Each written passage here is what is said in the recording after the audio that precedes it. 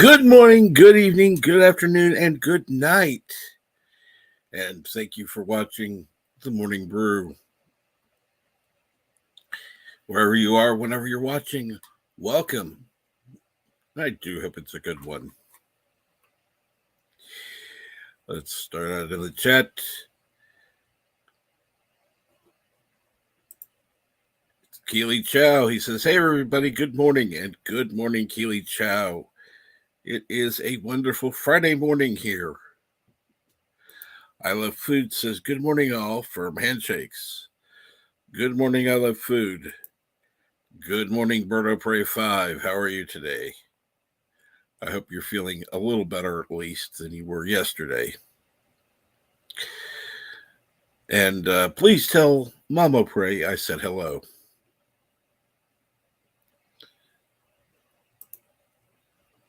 And let's go ahead and get things started. I was actually watching a stream before I came on. I was actually worried about having to leave the stream, but then they ended up ending before I had to come on.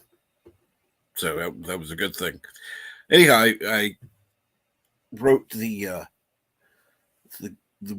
guy who was doing the stream, because he's a avid Star Trek fan, and he made it clear it was old Trek, not new stuff. Because they were talking a different subject, and of course Star Trek came up, and there were two panelists who were, as they call themselves, Star Trek purists, which I like, because I don't think that Star Trek shouldn't have changed over time, because I absolutely agree it should have, but not the way it did. And it should have been written by people who actually knew Star Trek, not people who had no fucking clue what they were doing. But I'm going to go ahead and drop the link, as it is open lines today. And then I'm going to wait for the... There we go, StreamYard. Link is now pinned.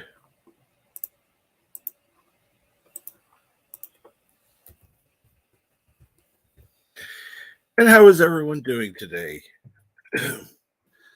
And now it is officially pinned, I see. So I hope everyone is having a good day so far. Let me go ahead and take care of this real quick. And there we go. Stop that. I'm going to paste it.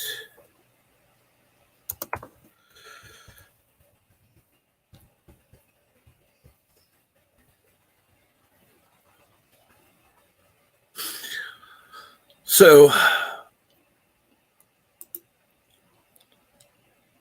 let's see here. And Keely Chow says, excuse me, one moment.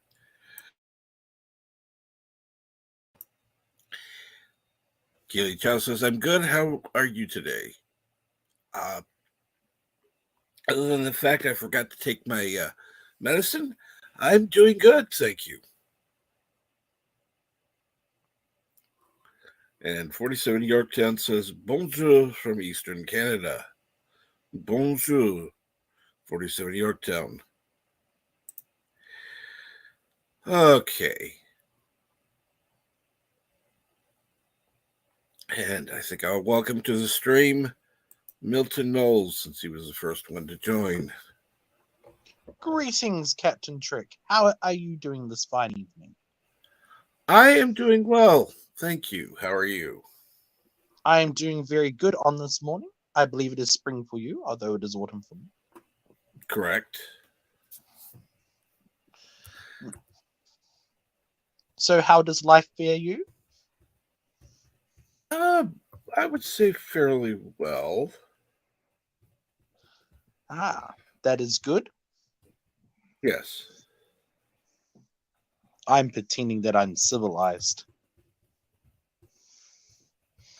Yes, I could tell. I can pretend to be things. Yes, you can. You can indeed.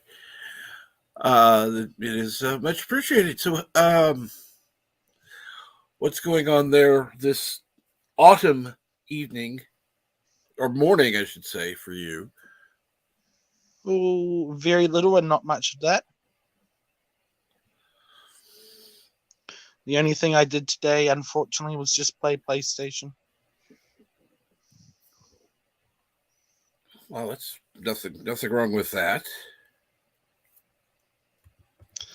Well, it's a waste of my time, Captain Trick. I should be out. I should be out there conquering a small country or something. You've already got an idiot who's trying to do that. Several, as a matter of fact. Well, I've successfully taken over my backyard, and I've just about freed the front yard from the birds. And Bird will be up in a few, I hope. He hopes. Good morning, Resolute Germ. How are you today? By the way, for those of you who don't know, we're trying to get Resolute Germ above 300 subscribers, or to 300 subscribers, by the 1st of April.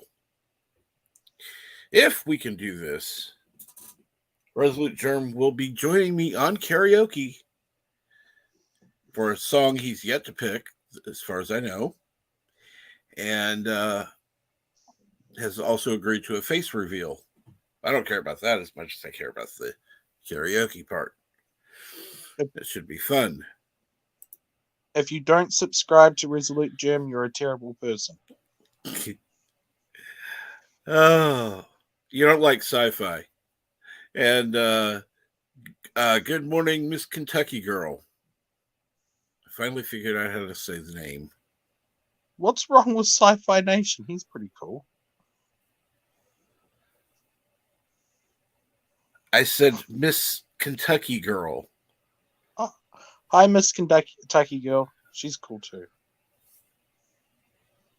Because Bird isn't cool. Bird's adorable. And yes, Resolute Germ has 39 to go. Now, how many were there to go when we started this? Because I know it was above 39.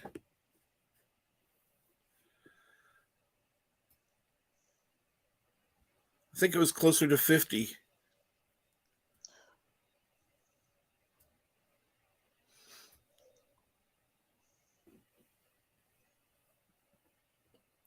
So we're getting there. Slowly but surely, we're getting there. All we need to do is figure out another 39 people who will tune in and watch Resolute Germ and subscribe. We need people who also watch as well, because that would be absolutely wonderful. He has streams, I know, on Saturday. He has Saturday morning cartoons, and then he has another stream during the week where he shows, I don't remember what the hell he shows, because I'm usually asleep then. But I have the stream on.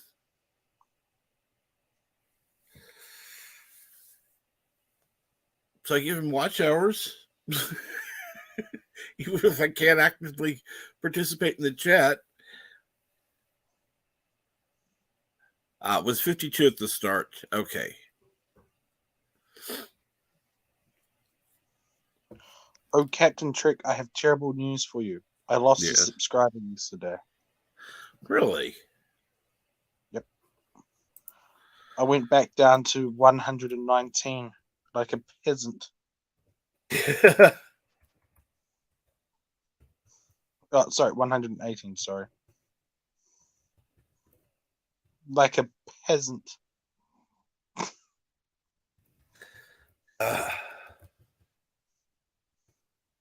You'll get there, Milton. You'll get there. Tuesday is sci-fi. Okay, thank you. For some reason, I couldn't remember what day. Everybody seems to pick Tuesday for stuff now. Well, at the moment, it's currently Friday for you. Correct. It is It's Saturday for me. Saturday morning for you. Yes.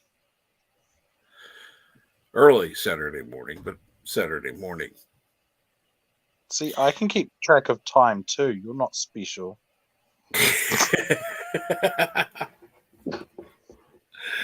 Yes, but most people don't pay enough attention to note. I didn't have to look up what day it was or anything. Neither did I.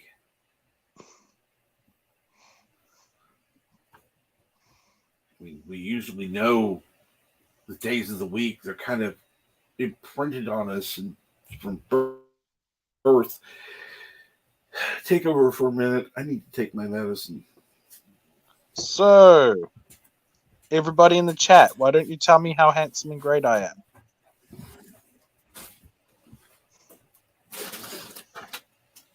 I'm currently looking at the comments. There's no comments telling me how great and handsome I am yet.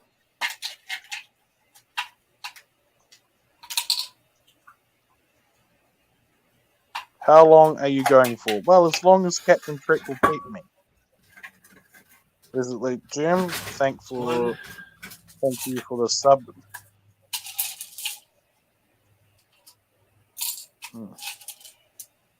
Mr. Girl, I can't pronounce that word properly. Yuck. I can see double eyeballs emoji. Horrible. Laughing face, laughing face. I will give you a laughing face, laughing face. Home screen and great. I say 5 out of 10. I'll give you 5 out of 10. Oh no, Milton. It's in. Yes. Whatever you said, Resolute Jam. And Bird, you can. I'll do it myself. Kapla! And thank you, Miss Kentucky Girl, for subscribing to Resolute Germ. As I said, he does Saturday mornings. Well, for us Americans, that is. And Tuesday evenings, he does sci-fi streams. And how long will I be going for? Well, probably a couple hours at least.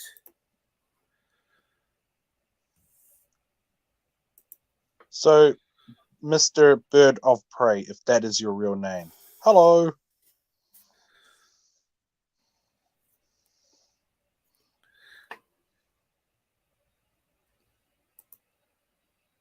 I don't think he was ready to come on. I think I scared him off, Captain Trick. I think I'll wait till he's ready to come on. I was attempting to be friendly. You all have proof of this.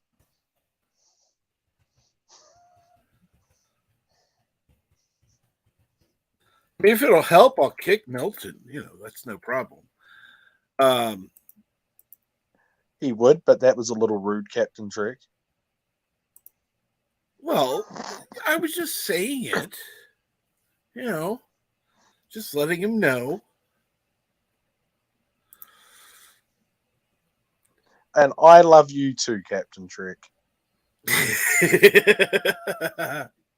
Oh no, Milton is in charge. We're doomed. Well, nobody else was up here, and I know he actually will talk, so that's the good thing. I was pandering as desperate.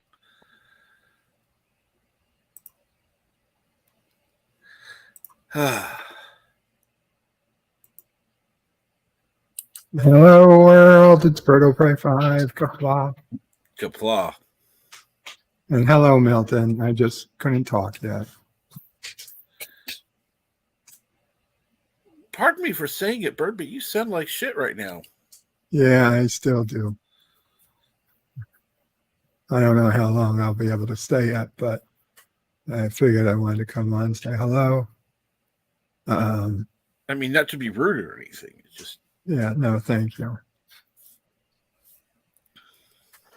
That is a really nice way to talk to your guest, Captain Trek. Well, he has been feeling like shit for days. So, to be quite honest, I'm not going to lie and say, "Hey, Bird, you sound like you're doing great," when I know better than that. Bird, you sound a little under the weather. I hope you fare better tomorrow or later on today. Thank you, Milton. So do I. And I don't think I'm being too bold here when I'm speaking for everybody, and we say we care about you deeply, man. Oh, man, thank you. And forgive Captain Trek, he seems to be in a rather edgy mood today. No, I'm actually in a Okay. good mood. You're in a good mood because I'm sick. Great, thanks. That's not it. Captain Trek, why Even are though I you needed just to take- insulting everybody? Even though I needed to take because I happened to catch the end of another stream, and they were talking about superheroes, or I don't remember what exactly they were talking about because I didn't hear Am I your everything. superhero? Oh Lord, Is that what you were going to say? you're not Kronos. We're not going into song. But they started mentioning real Star Trek. And by real Star Trek, I mean not the current garbage that's being produced. Yeah. So their words, not mine. So I actually wrote one of them, who is an Aussie, by the way. And that would be Halogen Helix, who is Australian. Unlike our Kiwi Milton.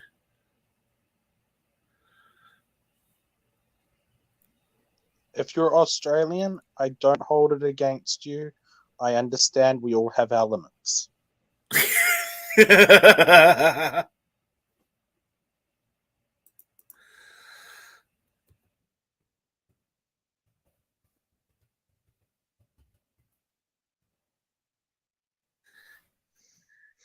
By the way, if I'm a bit quiet, I'm getting water. I just realized if I get any more dehydrated, I'm going to have to put bandages on and sit in a museum. Actually, the channel was Halogen Helix. Let me pull up the channel page, and I'll put the link in. Unless, of course, somebody beats me to it. But Not today. Yeah. It's nice being on early to be able to drop my own links. Normally, later on, gets to the point where one of the mods just instantly is on it, and boom. And I don't know how they drop links on channels they're not subscribed to, but they seem to find them real quick.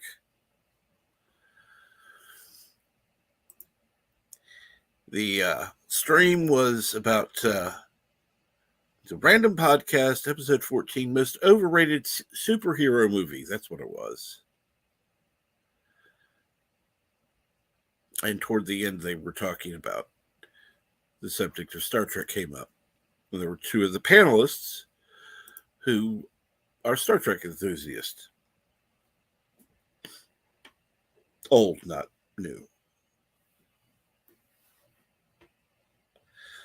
So I saw that there was a link in the description where he was on Twitter, so I decided to go ahead and write him.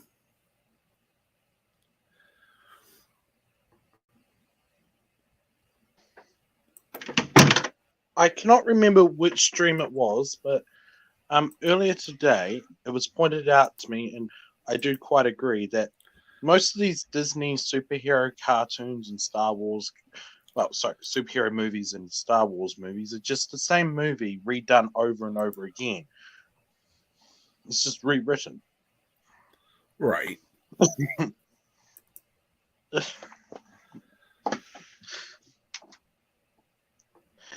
Yep, and I think I got in a lot of trouble with Disney. Oh yeah, we're worried about that. Um,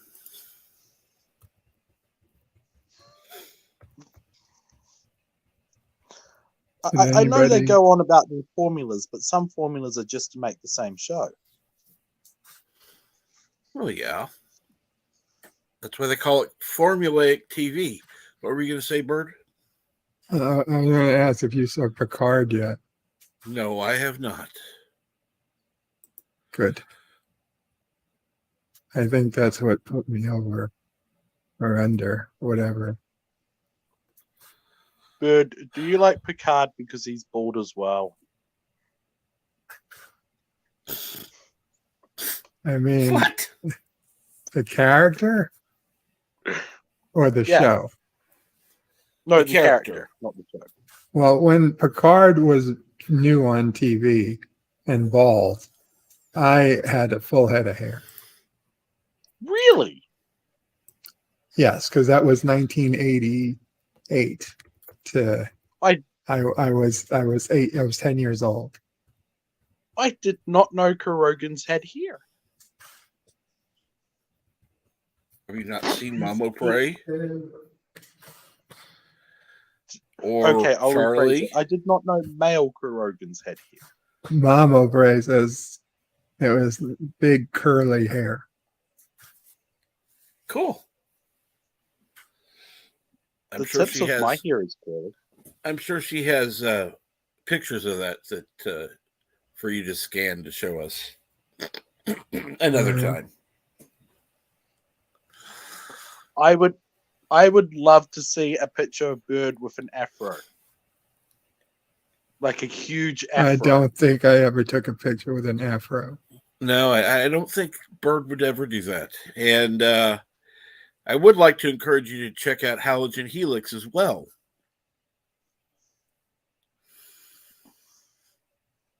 Everybody subscribe to everybody, or else I'm going to call you all nerds. Well, a lot of these people are nerds and geeks and whatever you want to call them. Well, I subscribed. I don't know if I'll see them, but I subscribed. Even I'm subscribed to Bird of Prey.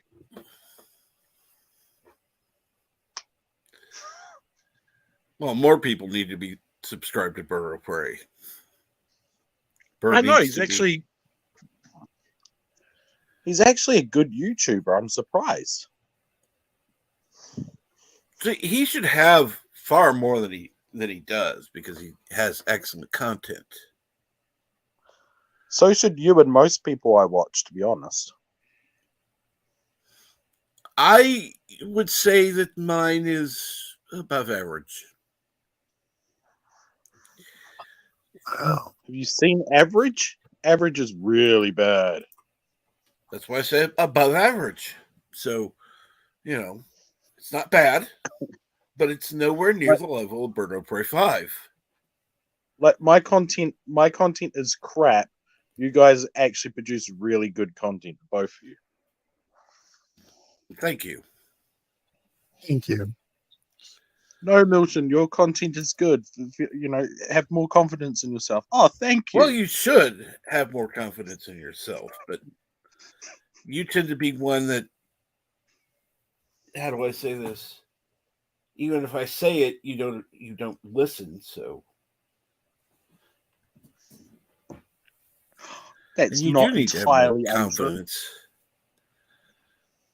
Of course, that's me giving somebody else advice saying that they need to have more confidence when I have confidence issues at times.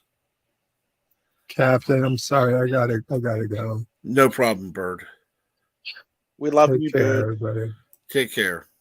I don't know if I'm streaming today or not. Okay, no And, problem. Oh God. Get some. That's what I was. Fuck. Call the doctor. The doctors are all away. But actually, I have one doctor, but it doesn't matter. It's Friday. Son of a bitch. I'm sorry, guys. Don't worry. Take care. Take care. Love you, bird. Thank you, Milton, for making this awkward.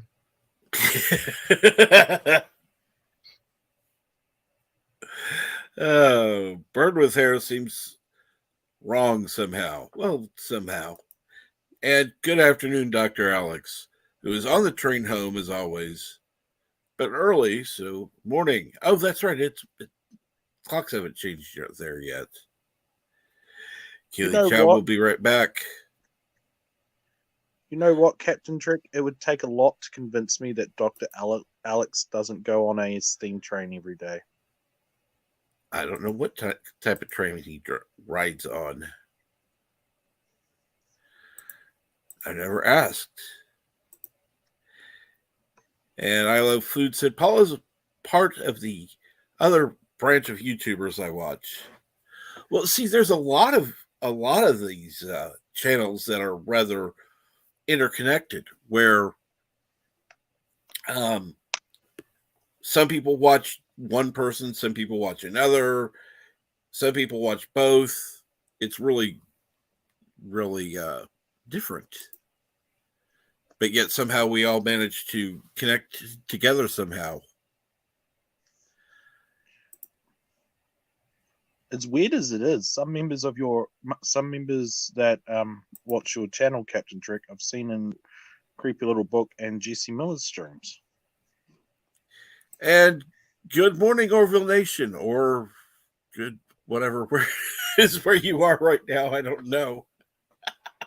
I don't know if you're in the States or over there in Spain. Oh, Lord. Good Orville Nations. Yes, good Orville Nations. Yes. And yes, please, if you haven't subscribed to Saggy Melons, please subscribe to Saggy Melons. Come on, you have to subscribe to Saggy Melons. She's Saggy Melons.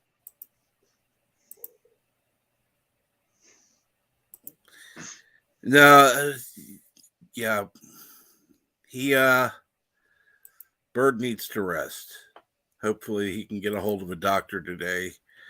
Mama Pray should be calling somebody. So that would be so yeah, keep Bird in your thoughts and prayers. And Dr. Alex said, wish it was a steam train. I'd jump up and down excitedly. Don't do that. You'd frighten people in this day and age. They get scared of sneezes.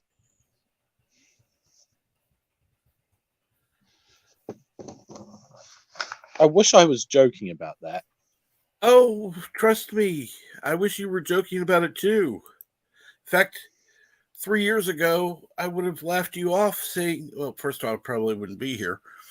But even back in early 2018, when I first was on, before everything started to go haywire, I would have laughed you off. There's no way that's going to happen. None. Nobody's going to be that stupid.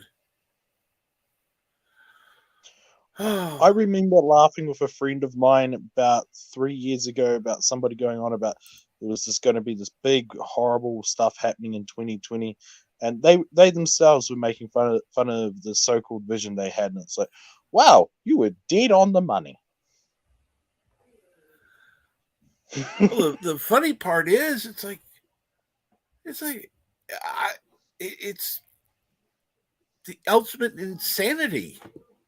I cannot believe how propaganda has taken over everything.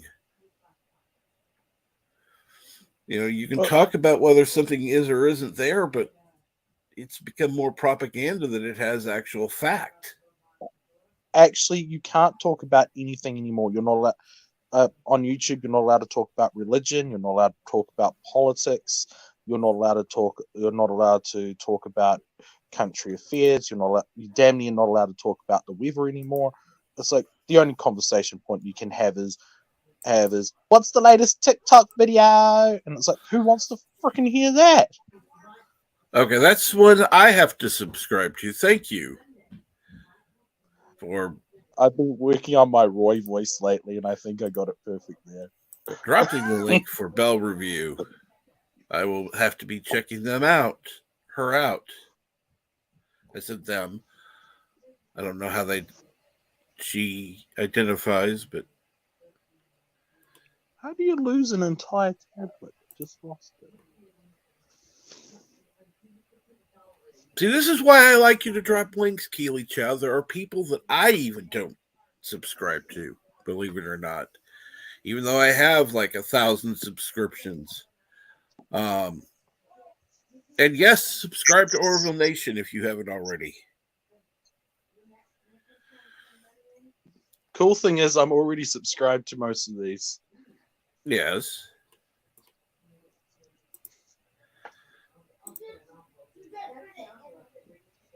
Because it's all good stuff, and whenever I'm awake, there's normally something going on. And it seems that Dr. Alex subscribed as well. And Dr. Alex has to go for a bit. Probably will lose signal.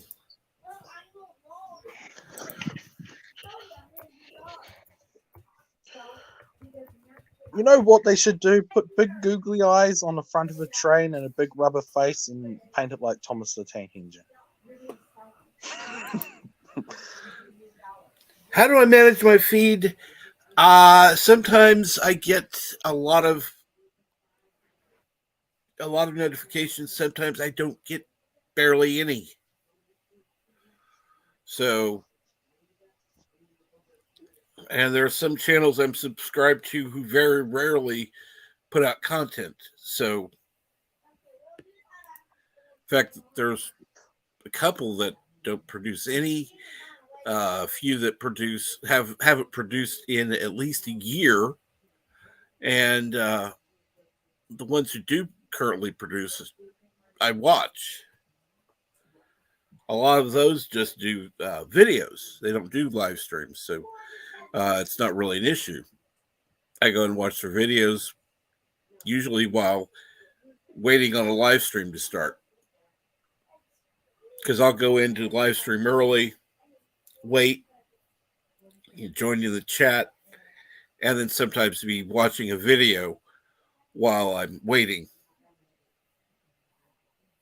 So that's how I manage it. It's a little weird, I know, but hey, that's me. But like I said, today is another time of open lines. Anyone's welcome to join today, as you see Milton is on.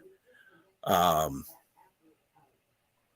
was meant as a jab, by the way. Wow.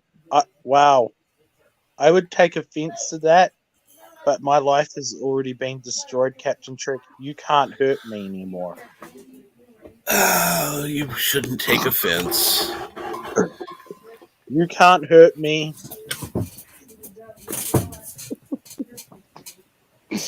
They are only words. I am above that. Oh, it's unfortunate that most people aren't. I know, that's like, it's just hilarious. You go onto a new social media site and you just say something in the comment that's slightly controversial, and they'll just block you. If they're bad people. That's to make sure the first comment you make is something controversial. I usually try to not do that normally. Oh, I don't mean like majorly controversial. Like, one of my favorite ones is, "What's up, weirdos and non-weirdos?" And that will normally get you kicked off of any of the overly SJW people. Oh, okay. You're talking about snowflake ones. Okay. Yeah, like, I'm not saying like you would salt their mama and make it your mama joke, but actually that would be a good one too. I mean, anybody actually getting offended at that would be like, why? And of course, there are I people think I'm who getting good advice at the moment. I don't know how, but I think I am. amazing things do happen. It is Friday and or Saturday for you, um, which gets really confusing at times. I got compared to my favorite. I got compared to my. Well, actually, I'm not sure if he counts as a superhero, but my favorite comic book hero yesterday, All right, who's that? John Constantine. Man, he's so relatable. You'll have to forgive me. I'm not a comic book aficionado. John Constantine, backstory: depressed occultist from the branch of Laughing Magician. Which actually, Laughing Magician is a philosophy in the occult. Yeah, sometimes he's done some crossovers with Batman. I remember seeing a couple of cartoons with him and Batman on screen.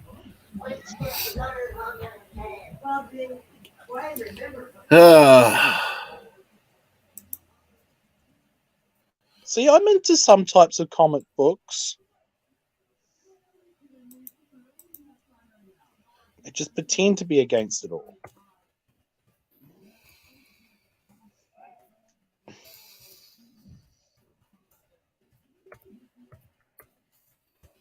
You seriously don't know who John Constantine is? Nope, don't know.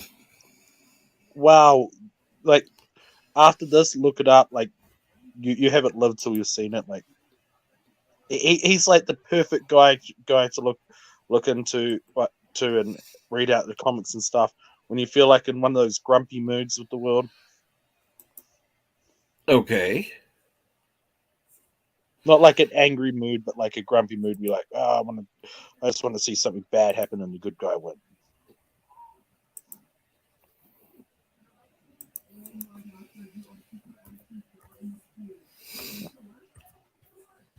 I think I just painted it terribly. I don't think so. He's like 10 times edgier than Batman, but he's got a supernatural vibe. Ah. Now that sounds interesting.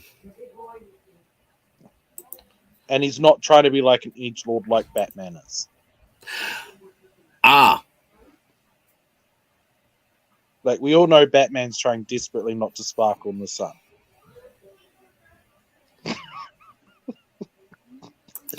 I love food set. I thought Constantine was cool. To find out about sexuality? What about that? I think he's either bi or pansexual. Like, yeah. Some people go, oh, that's terrible. It's like, it doesn't really come up.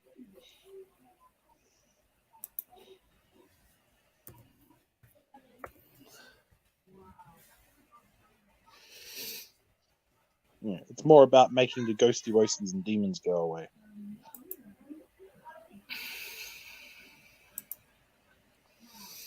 Ooh, Rorschach. I like Rorschach. He's a nice guy. See, I don't give a shit about somebody's sexuality. That's not really an issue to me. I do care, but only if they're having sex with me. Well, yeah, that would be different, but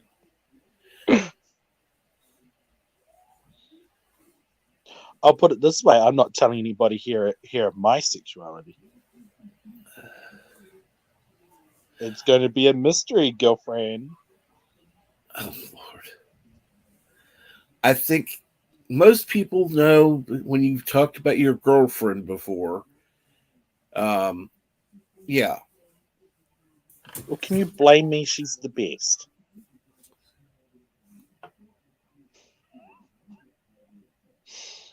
In my completely biased opinion. Of course. Constantine, he's like DC Doctor Strange only a chain-smoking prick. Cool. Oh, an interesting fact about his cigarettes: it's not actually tobacco. He's smoking a mixture that wards off bad spirits or something. Okay, didn't know that. Dr. Fate came before Doctor Strange. That's interesting to know. Thank you, Keely.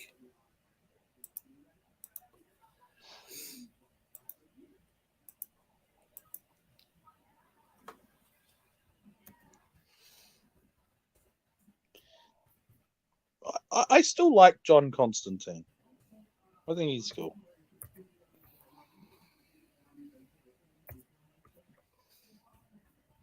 Ooh, they put that symbol behind it. That really backs up that. Wow.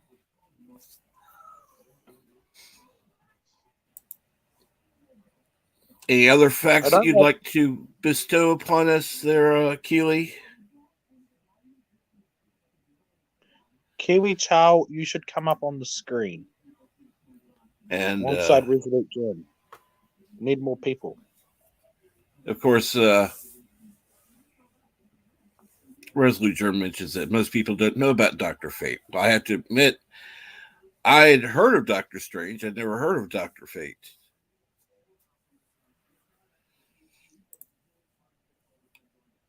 Now, are you talking about Marvel's Doctor Strange or Doctor Strange and Mr. Norrell Doctor Strange? Because, yeah. Both, actually. But mainly Marvel. I like the whole concept of wild magic and rewriting magic under the fairy king. It's complete fantasy, but I did enjoy it. Well, as long as you enjoyed it, that's what's good. That's what we would like to talk about here. I like the concept of a man eating a book and then his son ending up being born as the book. And as a result, he couldn't read because a book can't read itself. It's like there's a weird logic to that.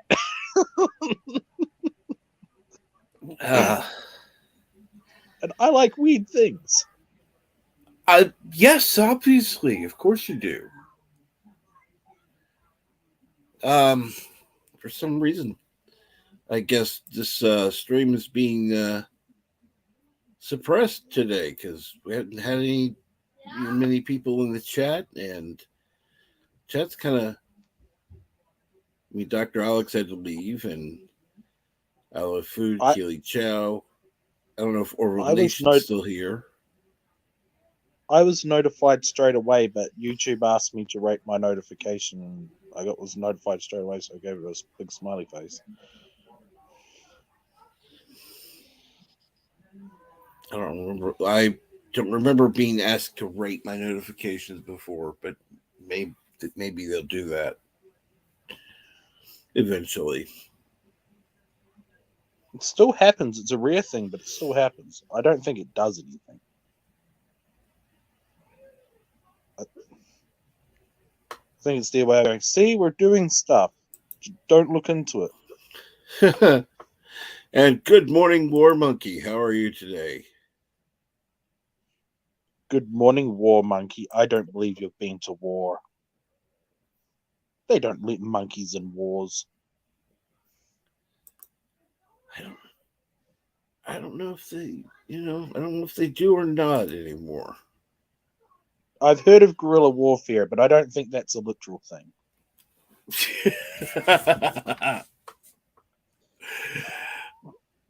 I don't think so either. I think that's against the Geneva Convention. Actually, trained guerrillas with machine guns. I kind of really want to see that, but that would be awful.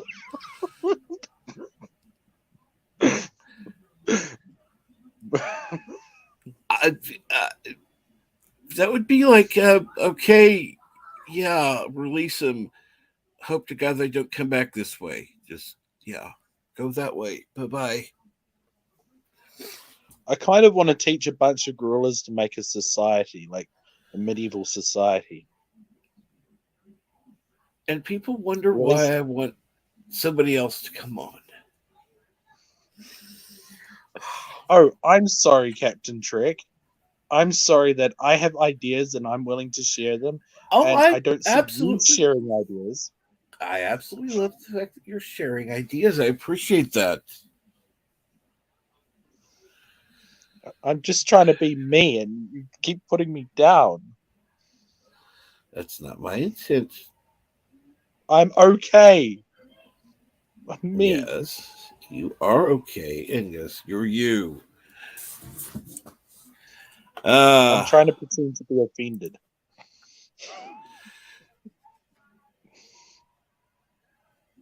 Didn't get a notification myself, which is weird because this is usually the most reliable notification I get. Well, considering that there were 4 in the chat at the time, yeah, it doesn't. That's why I said didn't know what had happened, and now it's showing like double that. So I guess somebody got notifications. And good morning, Star Trek nitpickers, who says "Kaplaw all howdy." Star Trek nitpickers. Why do you pick nits? What do you pick them from? Like, there's chemicals to get rid of them. And combs. You don't have to pick them. Maybe we could come up. We get a therapist to come up and examine Milton's brain. Come on, I nitpicked Star Trek nitpicker's name. Come on, that was funny. Yes, it was. That would be an entire channel itself, not.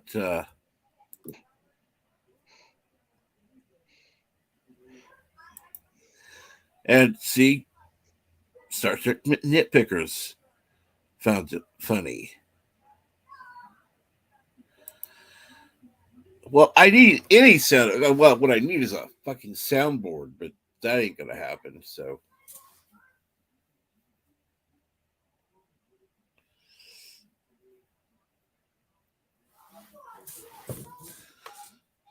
like, I went ahead and got money for a desk and chair, and yeah, I've got other expenses coming up. So, yeah, my free money is gone.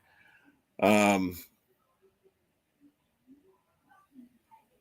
I'm gonna be able to do watch parties at least, thankfully.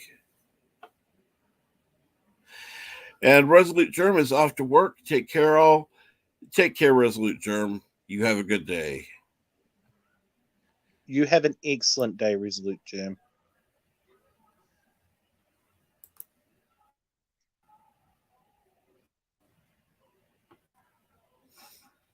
And I would agree with that, Yitza. I do need that sound effect. What, the one that goes I could butter probably. Boom.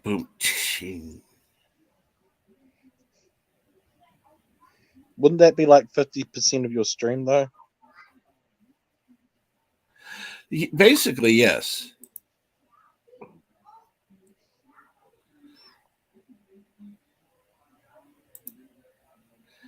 At this point, I haven't got this one. it wouldn't be worth much less than it is now. Oh, come on. You make the best. You make one of the best streams on YouTube, if not the best. And the program Voice Mod has a soundboard in it. Means I gotta download and run another program. Yay! I have to remember. Okay, Yitza, send me a link to that in Twitter, please. Because I'm going to forget by the time this stream ends. Unless I end it in the next 5 minutes, yeah, it's going to be gone.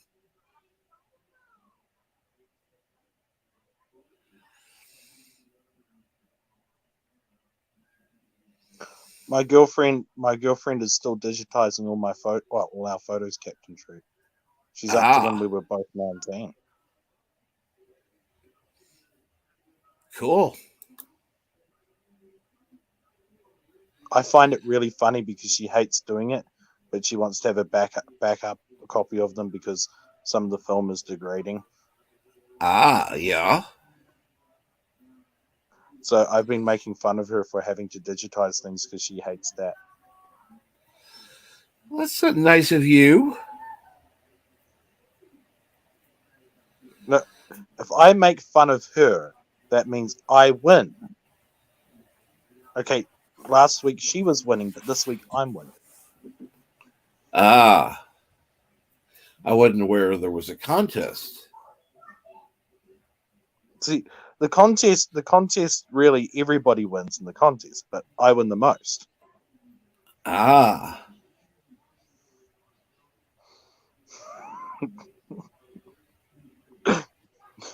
I sound childish, don't I?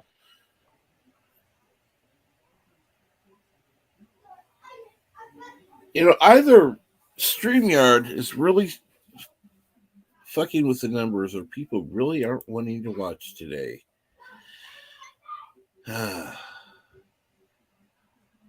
It's.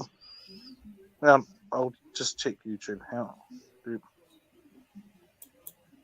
Yeah, YouTube shows too.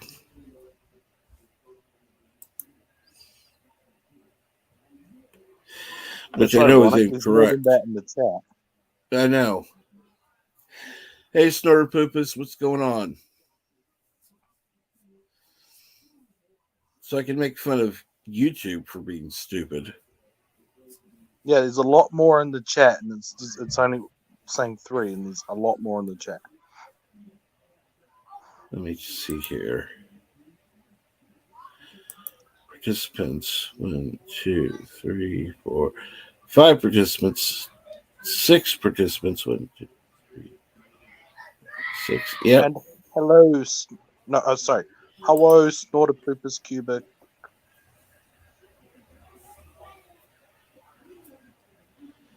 I know you're not really a polar bear. And yes, hello, Snorter Poopus Cuber. How are you today?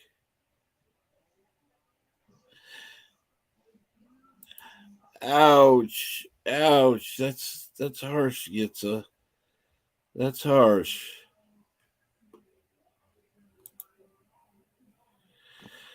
Actually, what? I don't think that's true, but it's funny.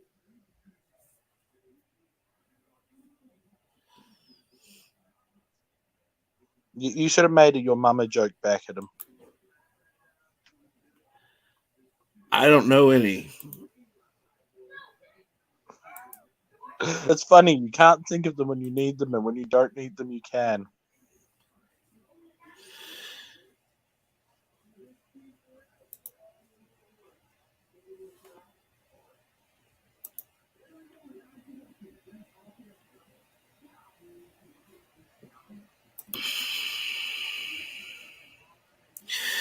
Well, since he's all about music, I would suggest that you subscribe to him. I just did as well. 47 Yorktown needs coffee.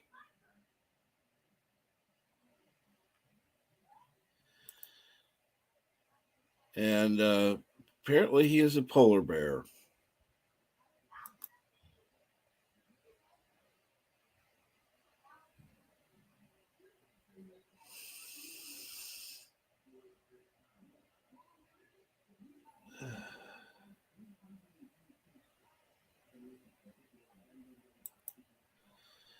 Snorter Poopus, I don't. You are a polar bear, and I refuse to identify you as that gender. I do not accept your pronoun. Oh, Lord. I've been deliberately controversial.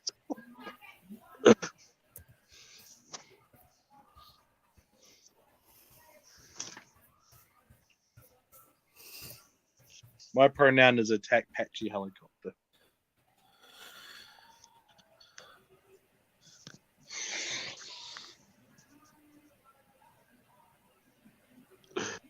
I don't know why people got upset about that. That was a funny clip. That guy went into his whole room and destroyed it. You know he's going to have to clean it up. Yeah.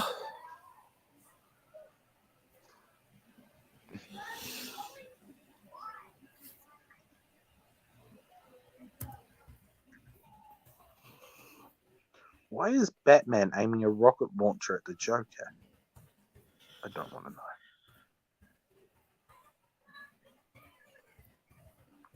I don't know.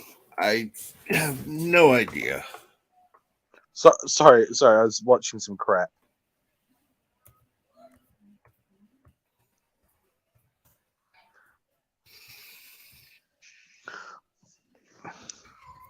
I'm trying to look for drawing references to practice drawing a guy's face for the next picture I'm drawing, and I'm getting distracted by superhero comics.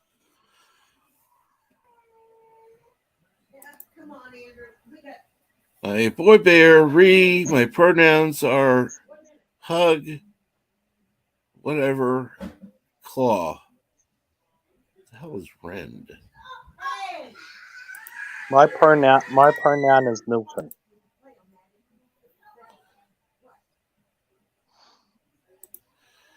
The new Guinan looks like she ate the old one.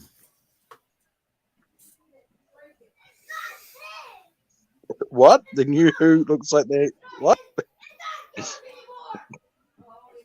The new Guinan looks like she ate the old Guinan.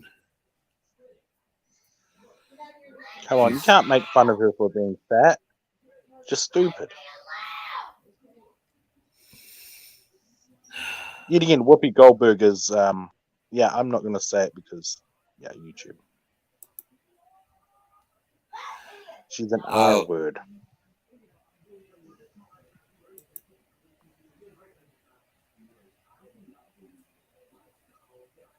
She's a leftist, is what she is.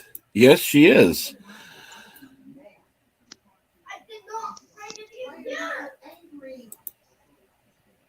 And good morning, Editor Jill. How are you this morning? You're more than welcome to join this morning. That would get me away from this weird fellow next to me. That's true. Been seeing you on different streams, and it's always good to see. And of course, people are saying hello. And of course, I've got the usual noise in the background, which is going to be going away in a few minutes, thankfully.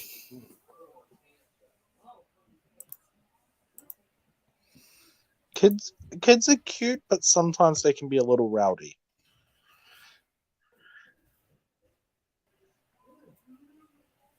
A little, yeah.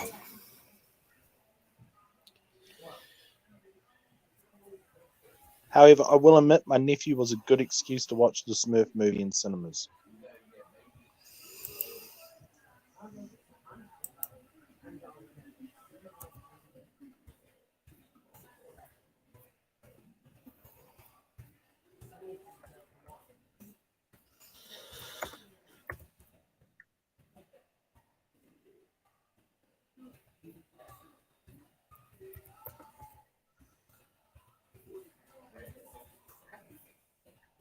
You know what? We should cancel Whoopi Goldberg. Cancel culture should get her. Well, I'm against cancel culture as a whole, but I think they should cancel each other out. Hey, if you're going to cancel some people, you have to cancel everybody for the same things, and then nobody can do anything.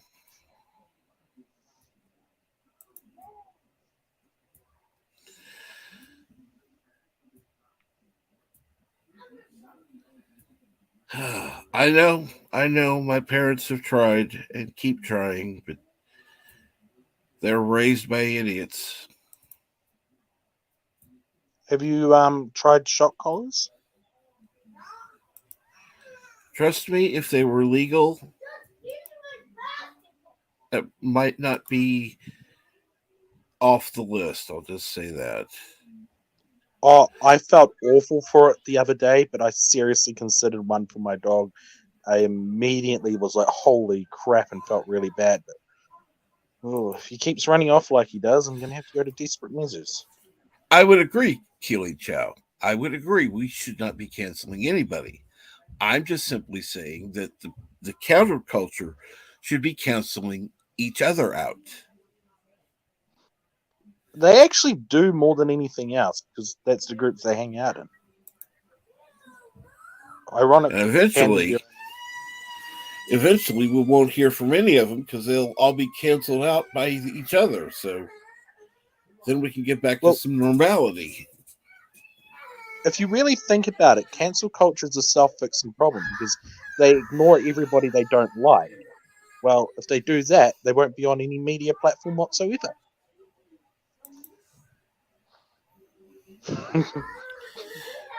Good morning, 54.5 Access Radio.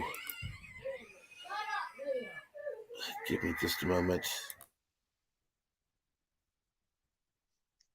Oh, a Rhino disc.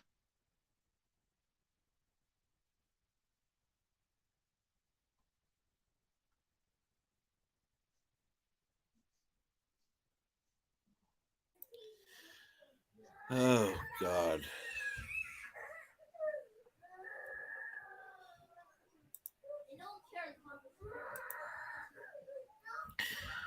Okay.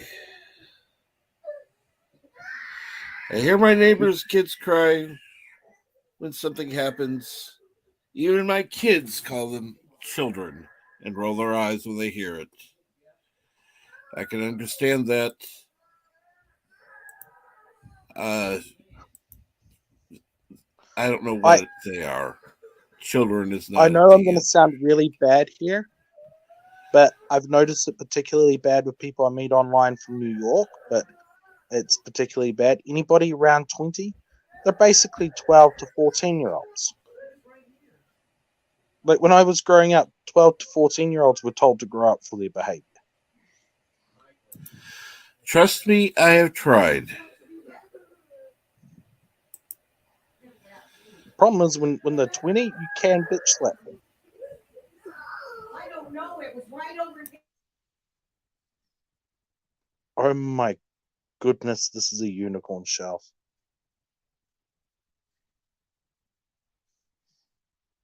Sorry, I'm looking at weird shaped shelves at the moment.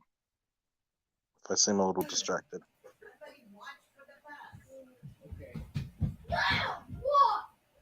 And now they're fighting who's going to watch for the bus. Yay. But they both can. There are three of them. Well, they all three of them can. It's not as though it's a tiny window, is it? I know. No, it's not. It's not. Oh, well. We've been going for about an hour. And I've only been getting more handsome.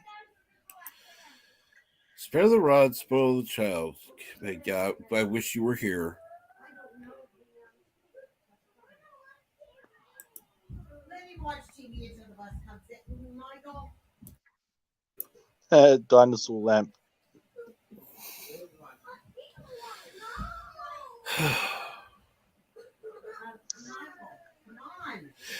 Well, anybody who's watching out there, go ahead and share out the stream. And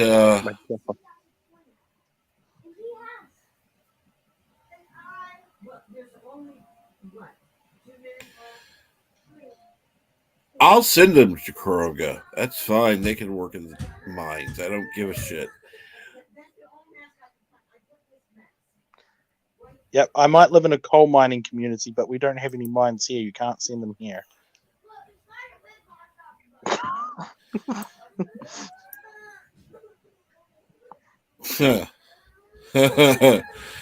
Bear proverb: cubs are meant to be eaten, not heard. Nice wow, that's why there's no talking polar bears. Exactly. And good morning, Brandon, Looney Tunes fan 2000. How are you this morning?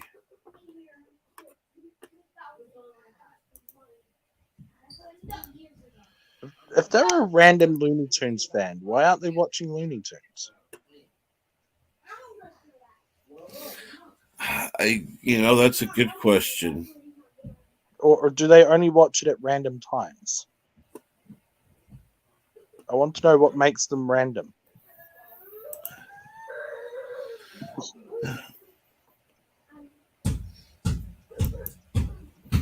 See about voice mod. There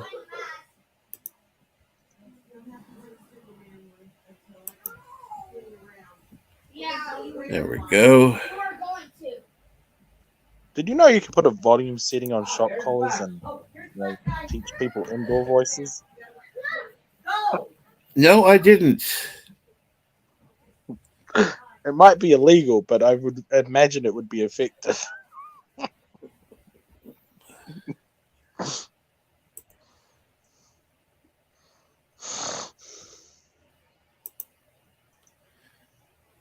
And Brandon Looney Tunes fan 2000 has 426 subs now. That's awesome.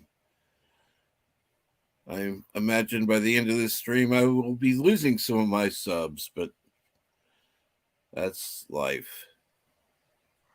Wow, you think I'm that bad? Wow. Nope, not you. I was making a sarcastic.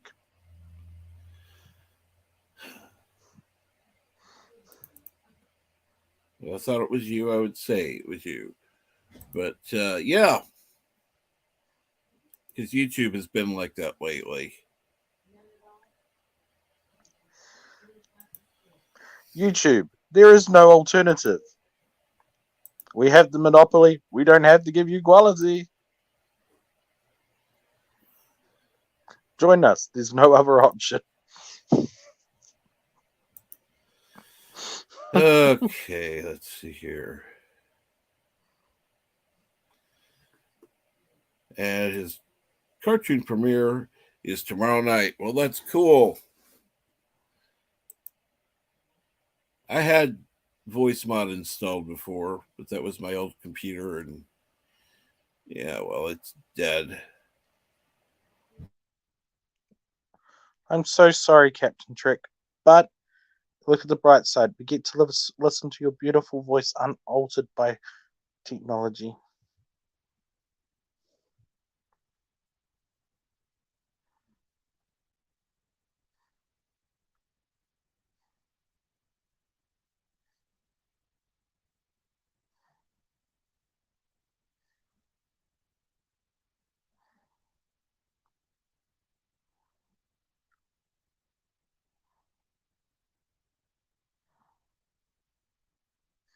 Sorry, I got distracted by shelf making.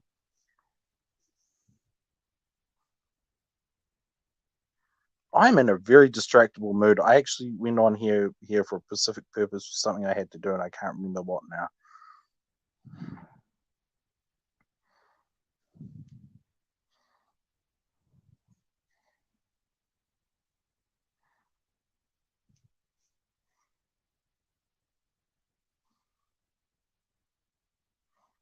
There we go. Back to where I need to be.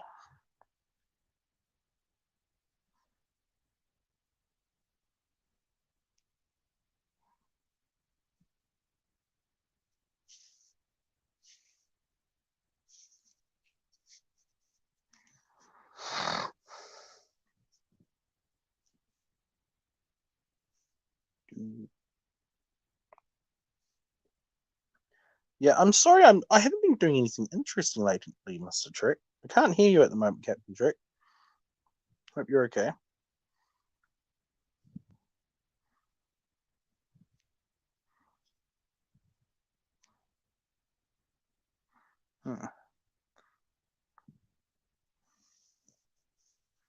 Bear with me for a moment, people. I will start pandering. I don't see any comments in the chat. So, how many of you people are interested in comic books?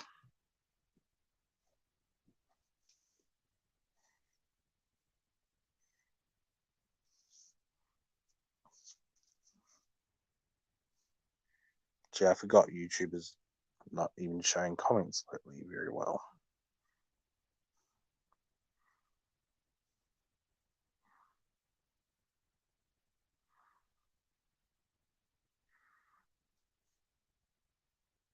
Just gonna check.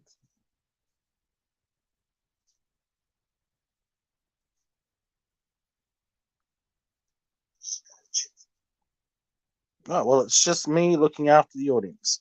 Well, greetings. Welcome to my empire. I have now officially taken over Captain Trek's stream. You all will worship, respect, and obey my authority. I am your lord and master now. But remember, I am a kind, caring master. You serve me absolutely with no complaints, and all complaints will be addressed by firing squad. For I am kind enough to grant you that privilege. Copper is a valuable commodity, you know. So is lead. And do not worry, it only comes at a small charge to your friends and family. Plus mourning fees, funeral costs, etc.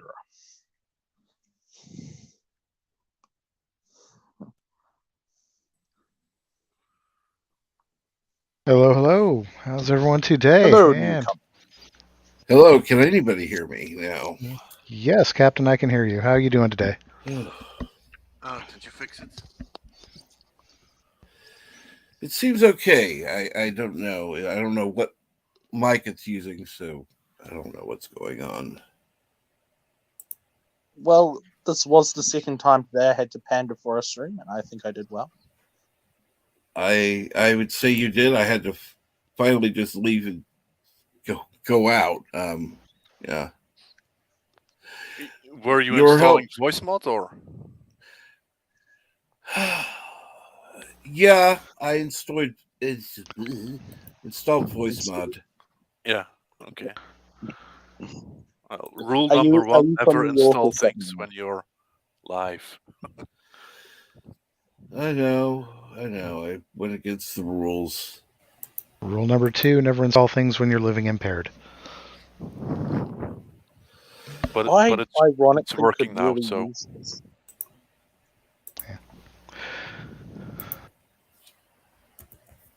So, Captain decided, glad to see you on. Wanted to hop on. Had an exciting event occur last night.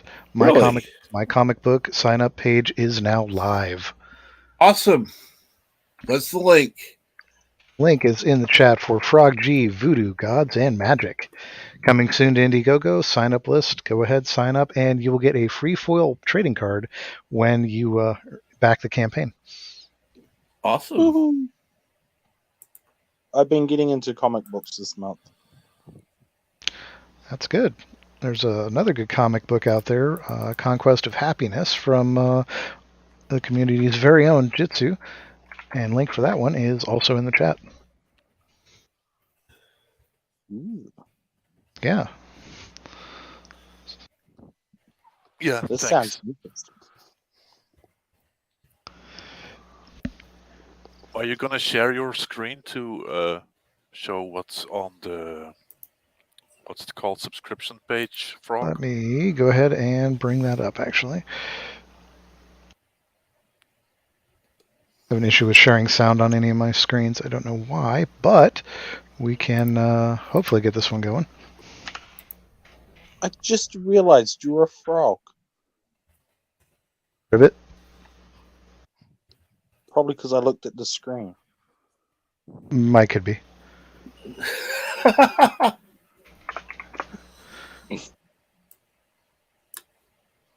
I'm downloading drawing references, and I am embarrassed to admit I did download a reference for drawing birds.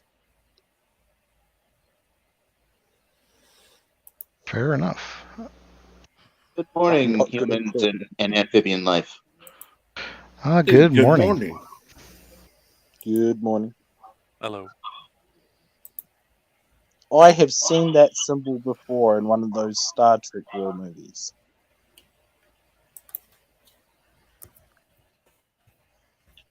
Well, I am a Starfleet officer. Yes. Yes. All right, and if Cab Trek would be so kind. Absolutely. Get down there.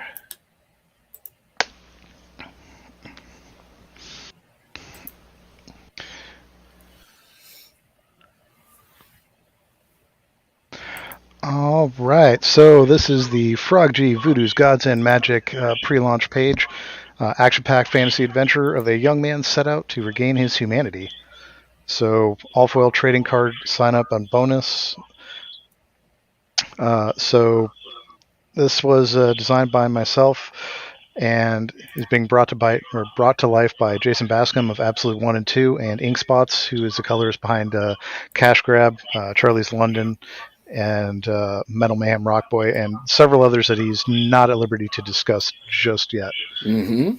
But you can see some of the art stylings right now. So basic premise is transformed by a voodoo priestess. Frog G must summon his courage and fortitude and set foot on a quest to be changed back into the man he once was. Cool. So yeah, will the gods and beasts he meets along the way aid his journey, or will they be his demise? And yeah, sign up now. You can signups are free. If you decide to back it when it goes to launch, then yeah, you get a free foil trading card. I do like that style. It looks like an actual drawing rather than a digital rendering. It looks really good.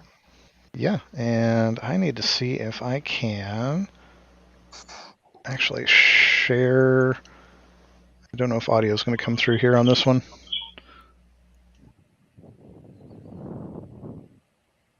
You guys hear that? No. Mm-mm. Nope. Dang it. No, I said stop. Not okay. The art is extraordinary. Absolutely. Yeah, it actually looks like art, which isn't common anymore.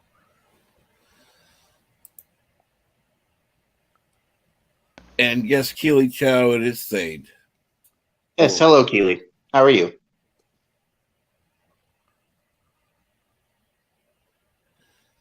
All right, I am not seeing anything to share my audio, so that's a problem on my end right there. But yeah, there's a pretty killer looking video in my opinion on this.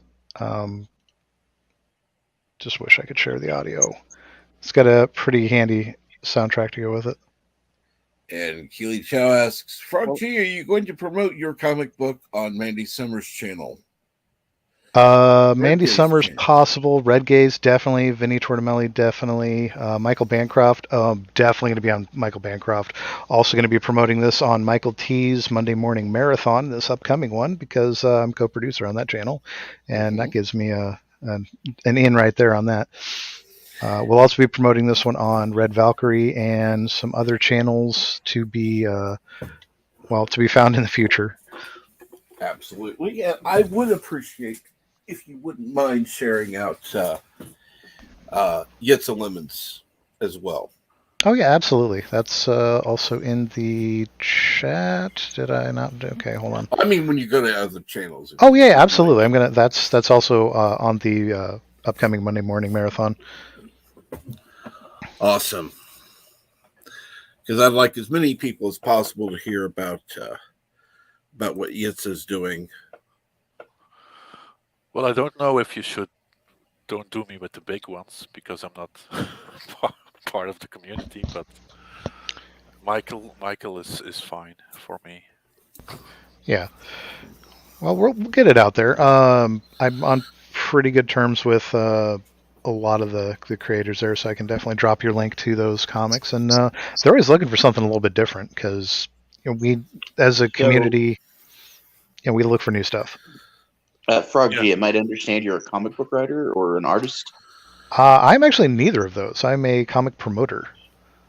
Okay. So in Jason Bascom's Absolute Book 2, which, by the way, is still active and is actually shipping out right now, there was a tier where you could have what he said become affected. You get a trading card. He works with you to design it, and That was actually I got that tier. I worked with him to design it. He sent it to Inkspots for coloring on it. The card went over so well that they decided, you know what, we want a comic made of this. So me and Jason and Inkspots all got together, and yeah, this is a one-shot comic we're making for just love of the genre. Yeah, that's fascinating. Are you gonna do a PDF version for us or overseas people? I am not sure yet. I need to get with Jason Bascom on that one. This is actually being run under Jason Bascom's Indiegogo profile. Mm. So while I have the assist with creating the character, Jason is fully drawing it, and Inkspots is fully coloring it, and story design is between all three of us, mostly on those two, since they did the storyboard layout, and there is a little bit of input from me, but it's pretty minimal. Yeah. Oh, why I ask is because I have some ideas for a comic book story, but I need artists, and just curious as to people I could talk to and such. I've got a laundry list of people that you could talk to. If you want to hit me up in DMs, we can discuss, and I can definitely help you up on that one. Okay. And what way would I be able to DM you? I will link it to you in the private chat there. Okay.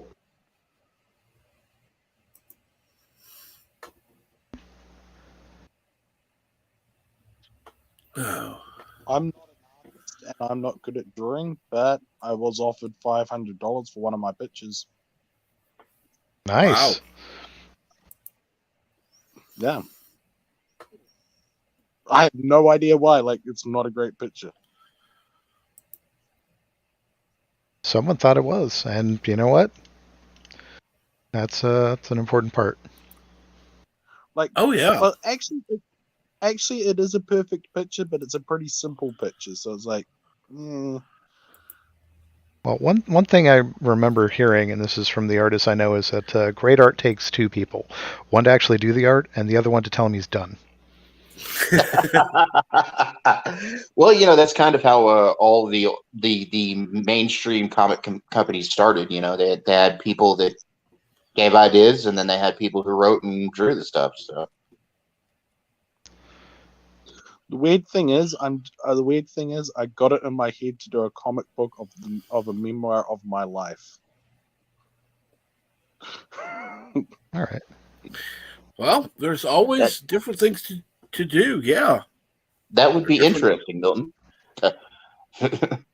And for those that are interested, the trading card that I worked with Jason to get, this is that trading card. It oddly enough, it got a lot of positive feedback, and a lot of people were just like, okay, that's awesome. I want the comic. Interesting froggy technician there. Indeed.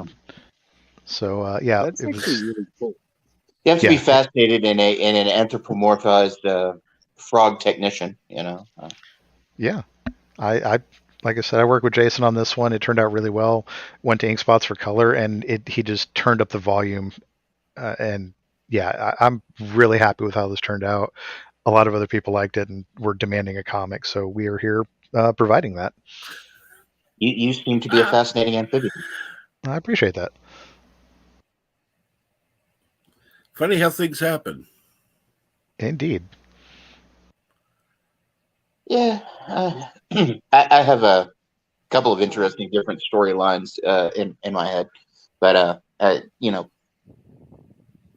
guess I would have to start like a Kickstarter or whatever to get it started. But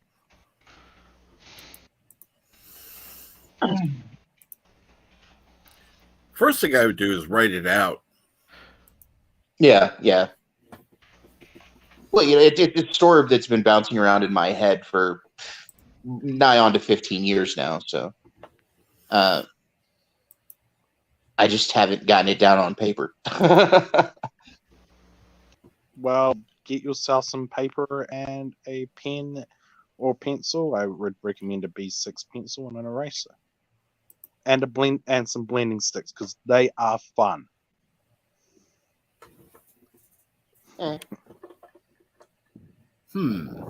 Interesting. Trust me, I got them this year. They were actually a life changing thing, like best thing I've ever brought for $4. Yeah, the story I have an idea to make is kind of a ancient civilization sort of thing, and Cool. interesting story I've gleaned together from different mythological sources and such. So That actually sounds very cool. All right. There's one comic creator I know who does a lot of research into Greek and Roman mythologies for his books.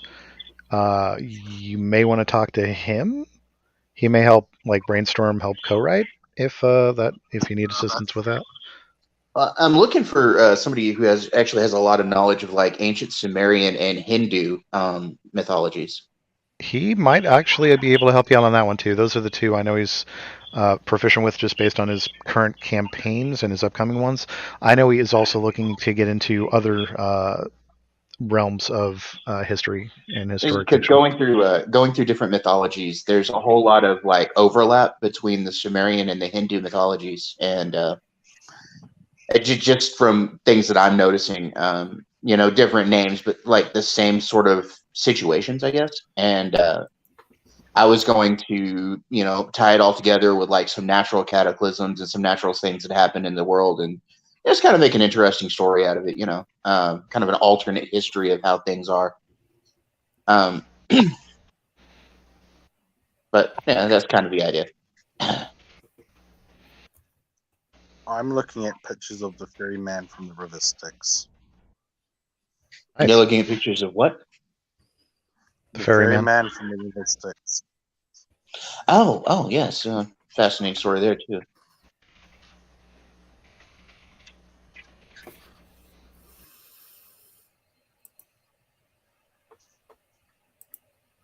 Ooh, that's cool. Sorry, I'm randomly going through Pinterest now. No, well, Fair enough. random pictures are fun,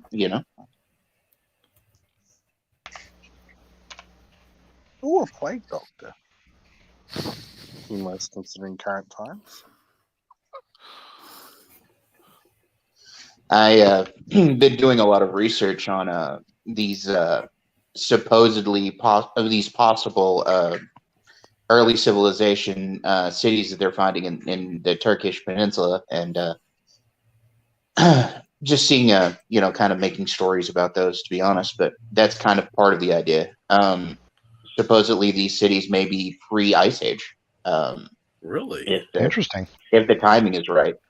And well, pre the last Ice Age with the Younger Dryas Ice Age, but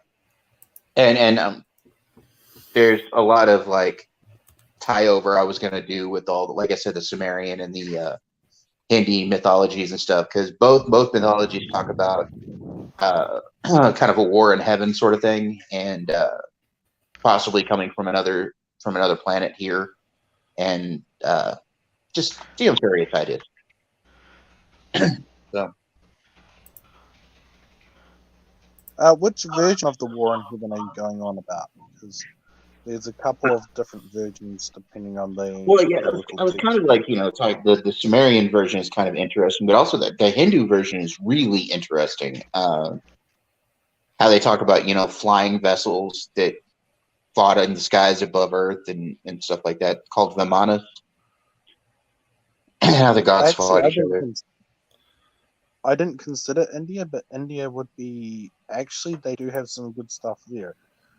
If you look at the Sumerian stuff, just remember the old Sumerian and biblical versions of angels are grinding discs of iron and eyeballs on fire. Like, they weren't friendly things, and they could add some really cool context for you as well. Although they would be a nightmare to draw. Yeah. There's a lot of interesting things that could be played on in a story from drawing from those mythologies. Good morning, Ervik Sander. What's up, Ervik? Sounds quite interesting so far. I would love to to know more when you have talked to somebody and have this written down, because it would be a very, I think, very worthy thing to promote. Sounds like fun. It does indeed sound like fun. So, yeah, you got an interesting topic right there. Yeah, I think you got some potential there. Cool. Oh, the skeleton guy's adorable. He's got a beard. I don't care if I'm not a big fan of that practice.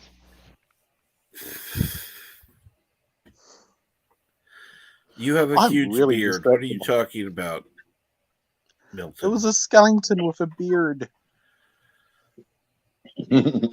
Skelly dudes. I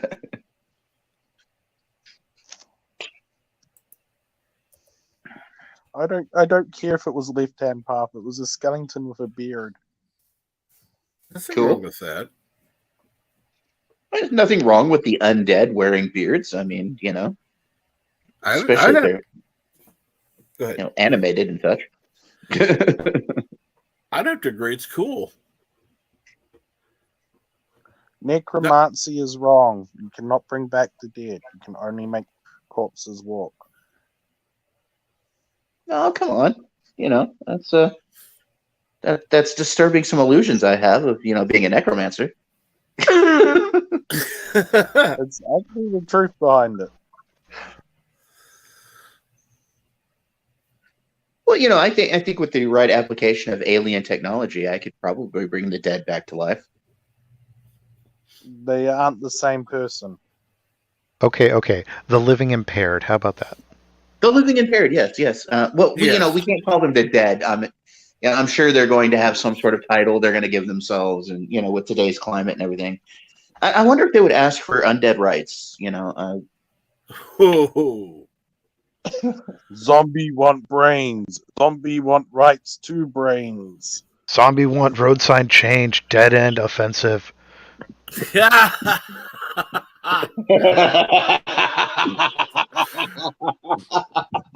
Dead end now misleading. I have an idea for a weird zombie comedy story. Dead Yeah, end. The zombie story. I would love a zombie comic book that's just a series of jokes. Like every page is just a build up to one joke.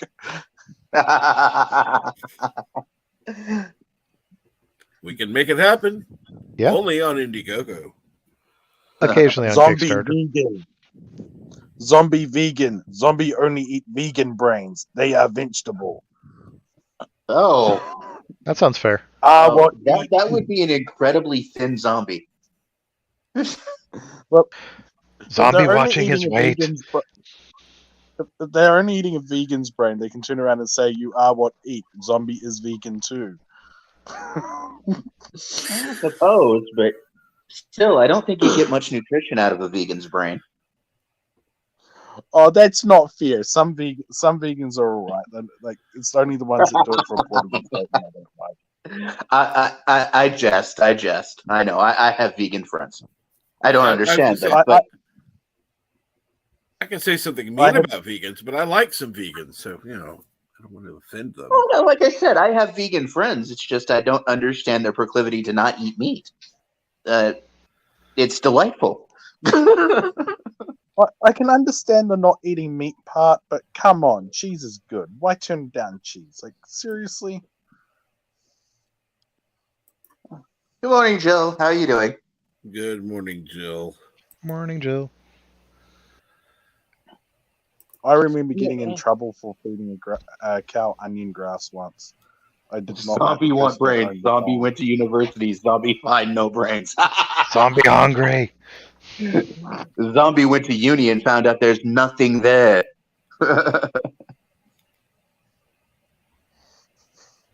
Zombie went Where's to Carol? Capitol Hill. Speaking of zombies.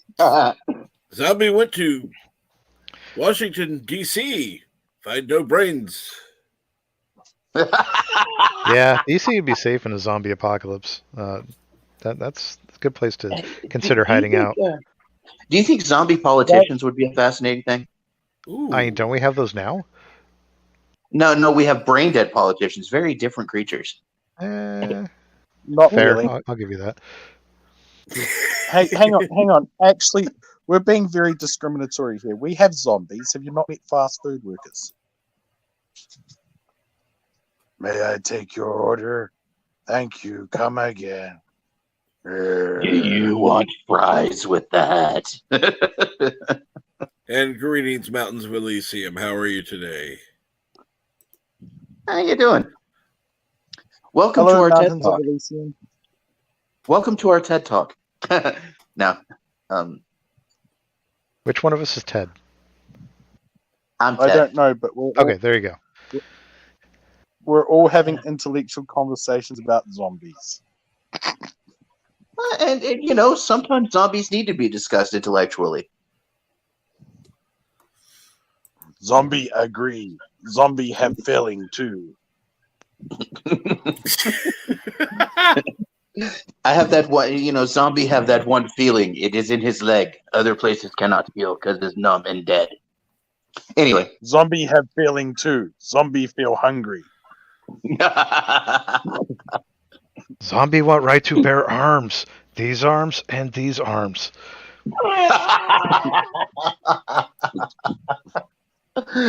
Zombie So I have guess- right to bear arm too. Zombie have it sewed on. So I guess Michonne's zombies in The Walking Dead were not allowed their right to bear arms, Apparently not. or their jaws for that, or their lower jaws for that matter. Hindering their freedom of speech. I tell you, so much oppression. I know. If you sewed a grizzly bear arm onto a zombie, right? How would that work? Because I'm thinking I literally assume the zombies zombie would be upset.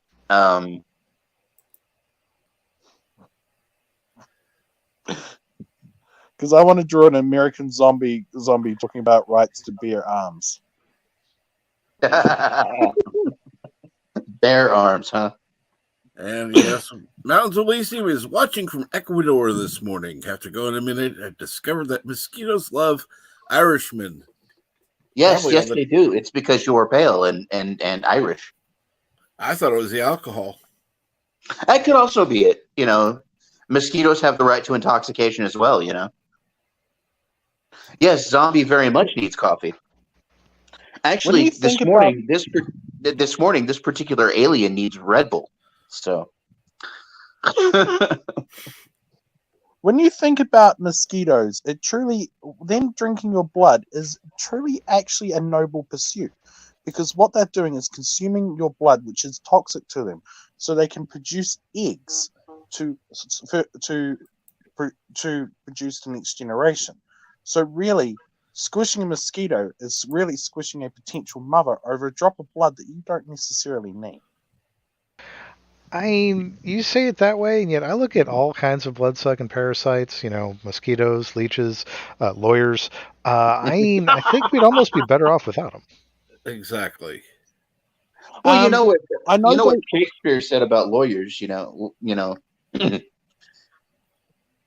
I know they say that they want to destroy mosquito populaces en masse, but the main problem here is that would actually kill off many species of bats that specialize in it, and birds that depend on them to live. And we do need these key parts of the ecosystem to actually go up the food chain and basically keep the environment functioning. I love food. Actually, makes a good point. He says the mosquito is not asking for consent. That's why he gets squished. But do you ask consent to squish it? That's self-defense. I say no unprovoked poking. Exactly. And good morning, Deej. It could also be considered somewhat sexual harassment because it's what's the word? It's unwanted touching. It's non-consensual touching. Well, I thought you're going to non-consensually penetrate me with your proboscis, and I'm not interested in that. I was gonna go there.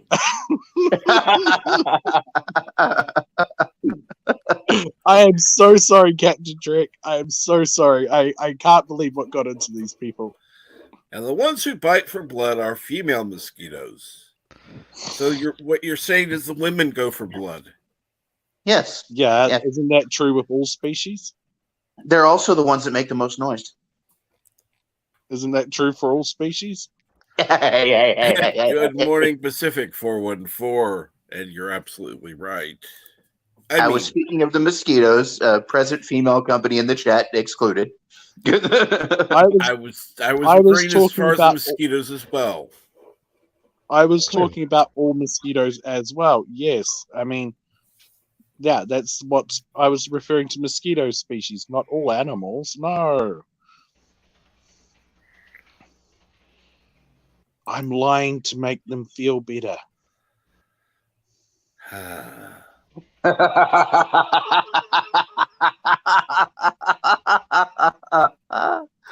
Oh, humans are funny creatures. They're definitely up there on my favorite on this.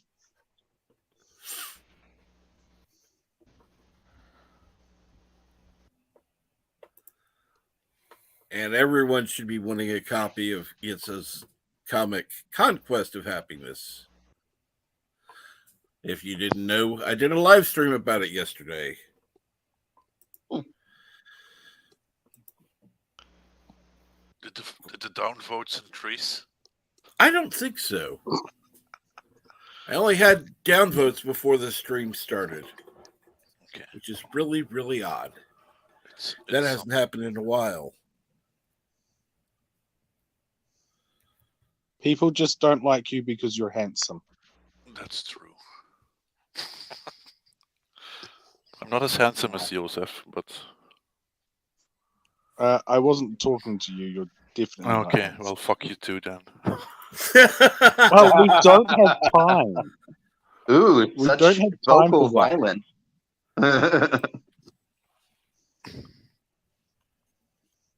It's No. all I'm not going to say no, but we don't have time to do that, and plus we're live. All right. It's like they stretch out the word.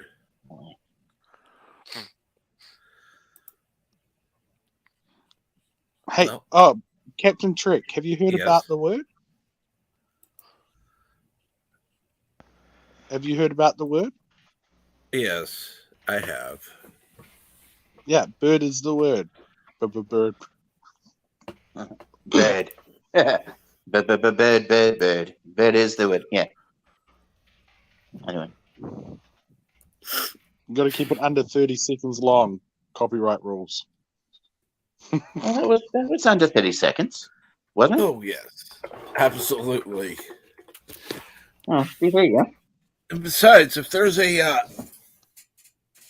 claim, all it says is that you're that good a singer. Right. I am not a good singer.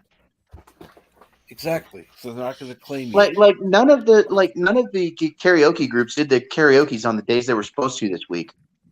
I know. I was supposed to today, and you were supposed to Thursday. Tuesday. You were supposed to Tuesday, and Bill was supposed to Wednesday, and neither one of you did. So I had no outlet for my singing, except for the corpses at work. And you still don't have an outlet. And I am going to set it up for Tuesday, so don't worry. Hey, you sing to your corpses at work? Poor corpses. Hey, I sing okay. Everybody seems to think so anyway. Have any of them just got up and slapped you and walked out? No. If they were to get up, there would be issues. Zombie no like this. Zombie wanted cremation. Not worth that price. Zombie no like this. Zombie wants remix. Ooh, I like that. What's the remix? Zombie go buy bourbon. Zombie like remix.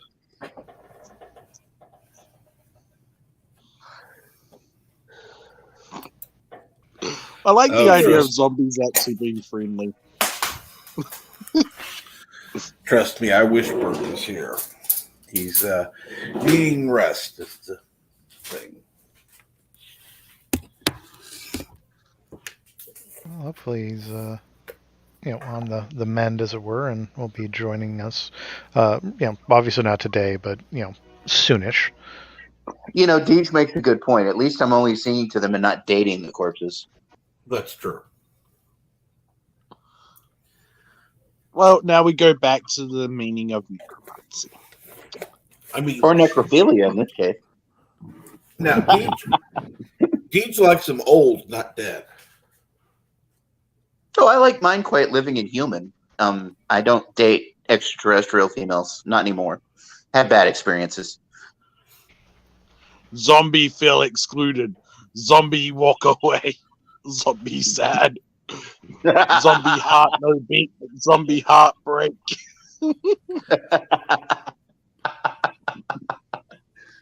Now, granted, Deej's usual dating grounds is the nursing home, but that's neither here Well, nor so there. my question is if it's, would it be necrophilia if they're zombies?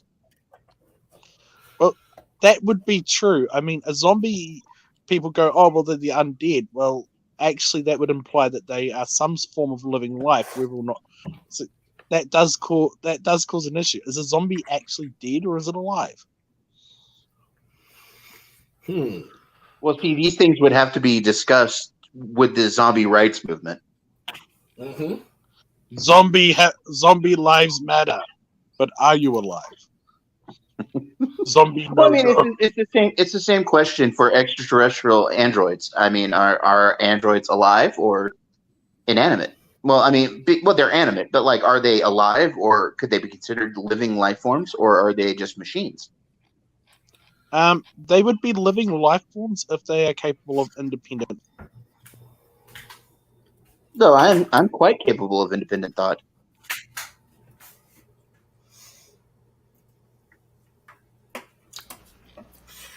Yeah, It's you humans that ask the weird questions and the hard questions.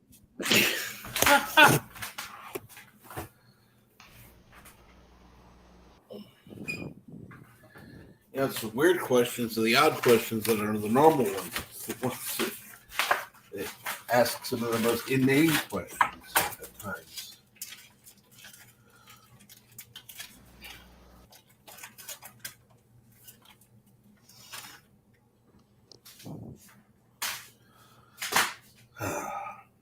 So I went on a rant of overthinking, and then my mic cut out, which is understandable.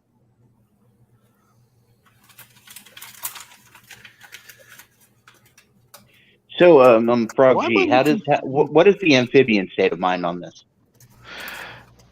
There's several factors here. One, even starting with our basic Bill of Rights here, everyone is allowed life, liberty, and the pursuit of happiness. Well, that's obviously got to get changed. Life? I mean, come on, how offensive can we be? I know, right? Yeah. I mean, we're going to have to rethink this entire thing. Obviously, it's going to have to be changed to existence of one form or another. There you go. That makes sense. See, it's easy enough to just swap these around. I mean, some other things in culture are going to have to change. Obviously, no one's allowed to have a dead-end job anymore. Again, the offense. How dare they? And how interesting is it that we can just liven up any kind of chat by discussing the undead? The irony is quite impressive. Well, it's better than people discussing, extraterrestrials, which kind of ventures into my wheelhouse and kind of terrifies me at times because you humans think that we're out here probing and dissecting you, and honestly, if you found one of us and could prove it, you would be probing and dissecting us. I will put it this way: if I came across an alien, I would not be probing them, and if I did want to do that, I would ask for consent.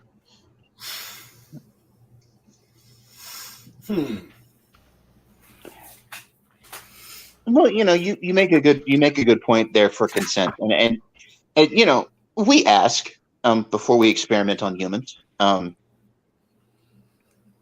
Oh, somebody new. I have a question. If a zombie walks across the Mexican border to the American border, does that mean Border Patrol has to handle it?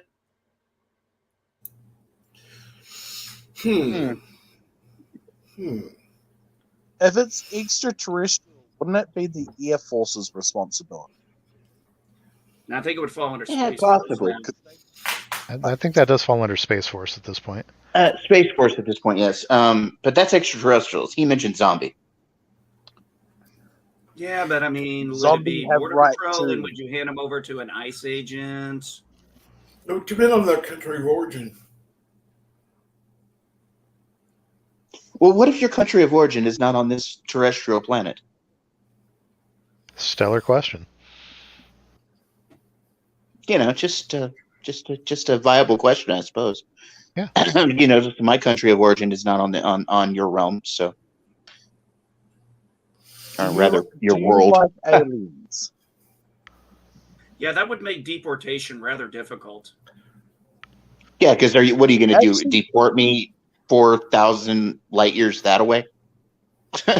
No, So a big where are you catapult. from? Once Where are you from? Oh, Alpha Centauri. No, that's only 4 light shit, years away. You're gonna have to wait a while for that bus. Well, you know, I know- I could get home if I wanted to. You know, my craft is around. I won't say where, but no, I come from far beyond that. I come from 4,000 light years away. Somewhere in the M35 galaxy. That away. all I have to Out say towards is the Pleiades teleportation cluster. is- Can you prove identification that proves you have the license to operate such space vehicle? No, not on your planet. No. You have license, registration, and proof of insurance. Yes, I do. Just I am not licensed for your world, unfortunately. You know, we're Are on you planet allowed- Earth. Would you get a license for a platinum hyperdrive? Do you have papers for that probe that you're carrying? And is it registered? Again, I don't probe humans. That's very rude. Whoa! You do it to animals? Gross. That's even worse. You can't ask consent. Oh no! I don't probe anything. That would be very rude. Like I said, I only observe and study. Stop watching me in the shower. Stop observing me in the shower. All it would take would be one time, and they'd go, never again.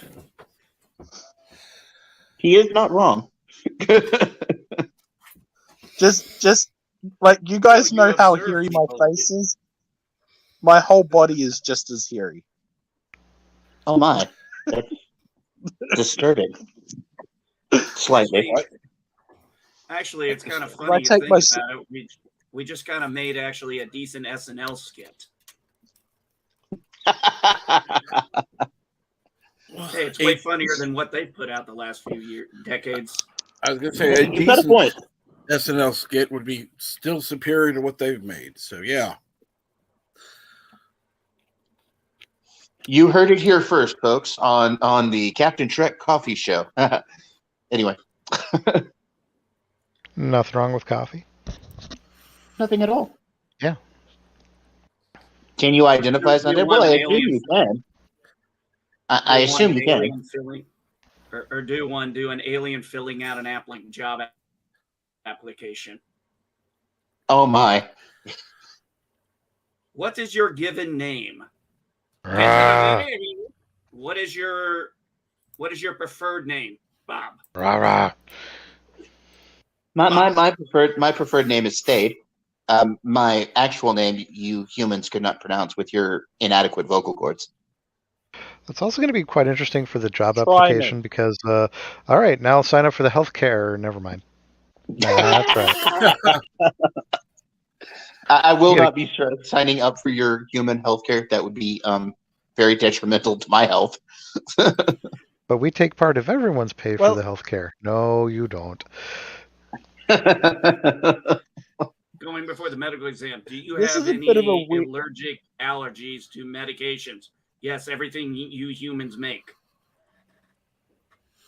No dead end job. How capitalism function. Indeed.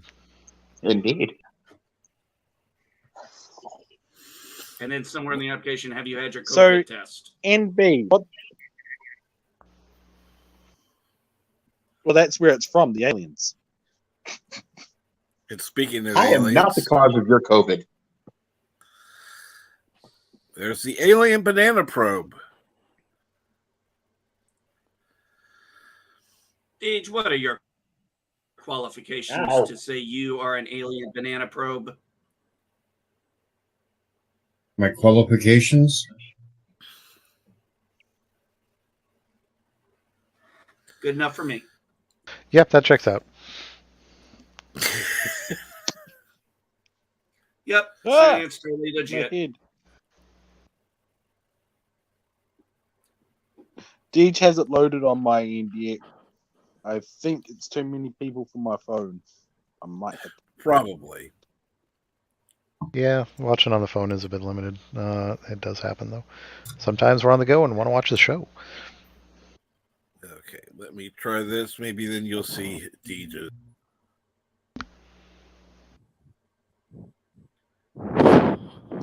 You see him now?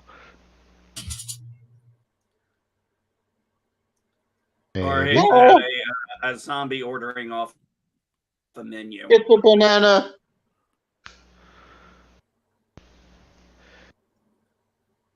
And I'm right in the right position to probe Milton. Now you're under me. No, stop it. There Does you not go. consent. There you go. Much better.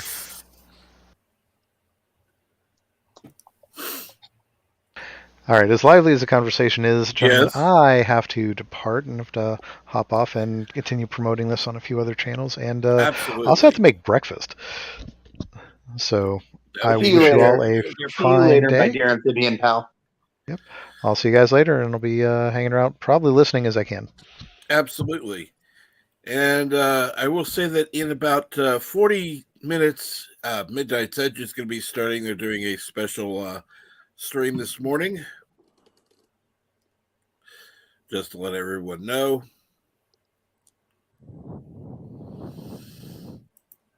Bye-bye. Just FYI, I saw that Halo episode. If you're a fan of Halo, you're gonna hate the episode. If you're a casual fan of Halo, you're gonna hate the fucking episode. No, I've heard kind of both sides of that, actually. I've heard some fans of Halo have liked it that I've talked to, and a couple have not liked it. So it's kind of a 50-50 split, to be honest. I think maybe it'll get better. I don't know. Oh no, it just look. I'll be the first one to admit I'm a very casual fan. I've only played 2 of the Halo games ever, the first 2, and never played another one since. I read some of the books that were based on the game and some of the prequel to the game, but that was a long time ago. Yeah. I only preferred the first two games. The rest of them just kind of annoyed me, so I wasn't fond. Story was too short on one of them, and the other one was just not my cup of tea. So, And good morning, Gorilla's Random Thoughts, who says, hey, Captain Trek, hosting a watch party tonight, watching Atomic Twister, if you want to join. that is an interesting movie.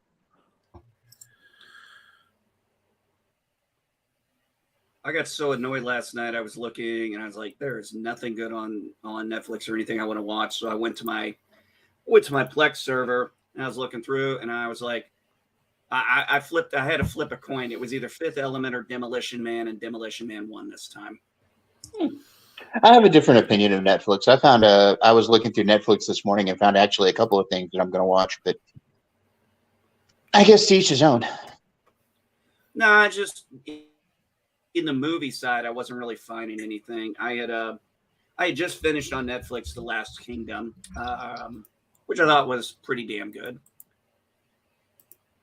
Well, I intend on watching Don't Look Up or whatever it is, and that Texas Chainsaw Massacre thing. You know, that is one of the 70s, 80s horrors that slash horrors. I've never seen the original. I saw the one that had Jessica Biel way back. Yeah, well, my opinion on those. See, I saw the original when I was about, because it came out the year before I was born. But I saw the original I was about 7 or 8 years old. So I guess in the early '80s I watched it, and it disturbed me. But like, I actually prefer the one with Jessica Biel in it. To be honest, actually, that was the first. And so far, really only horror movie. I actually felt bad for the people when they were getting killed.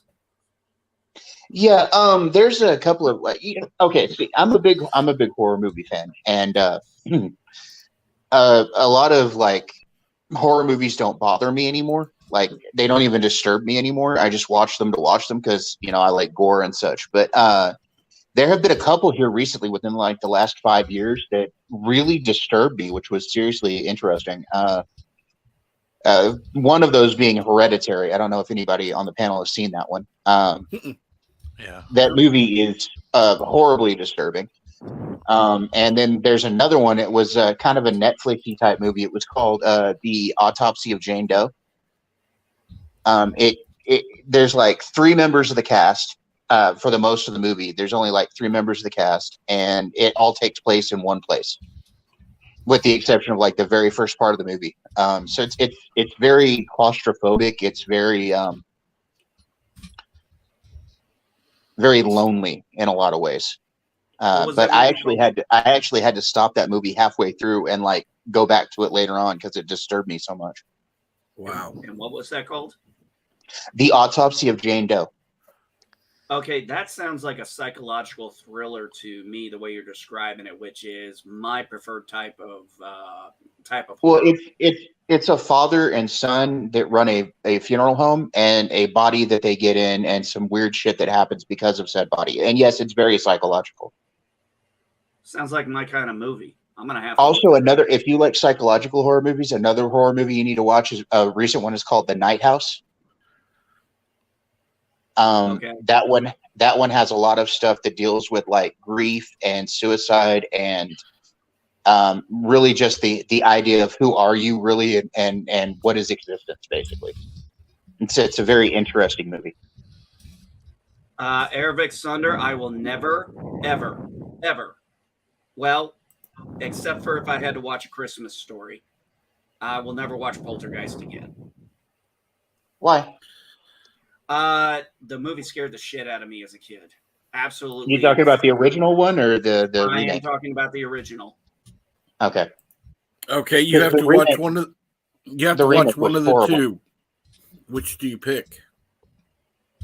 I'll take the Poltergeist movie because at least I'll have nightmares that I'll understand. What was the other movie besides Poltergeist? A Christmas Story, which is a movie I have very adamantly stated I hate. A Christmas Story. That's that one with the kid and all the weirdness and the. Yep. Right. No, he hates pink bunnies. That's what it comes down to. Yeah. That Ralphie. Yeah. Friend gets his tongue stuck to a post. And I haven't seen that movie in years. But I prefer Poltergeist over that movie. I actually prefer Poltergeist 2, but that's just me.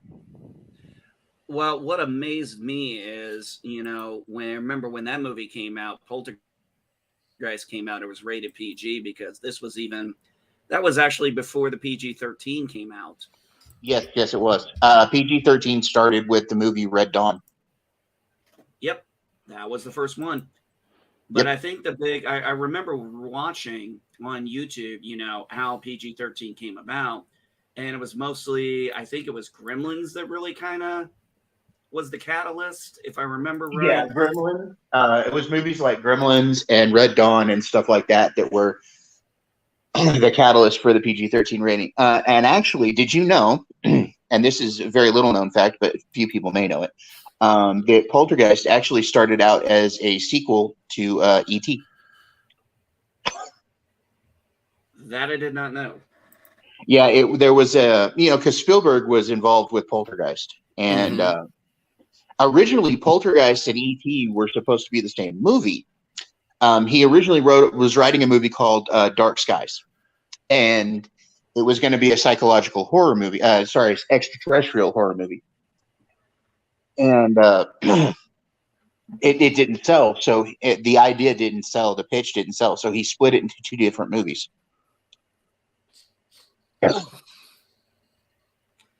That movie was just absolutely, of all the movies I had seen, and I had seen some slasher movies.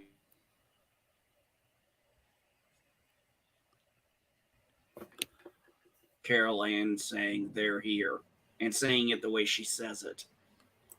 They're here. Yep, that's the one.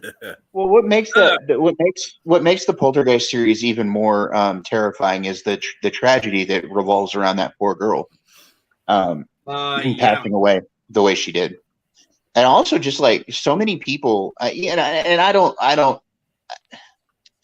believe in the supernatural personally, but the whole idea of movies having curses and stuff is kind of weird to me.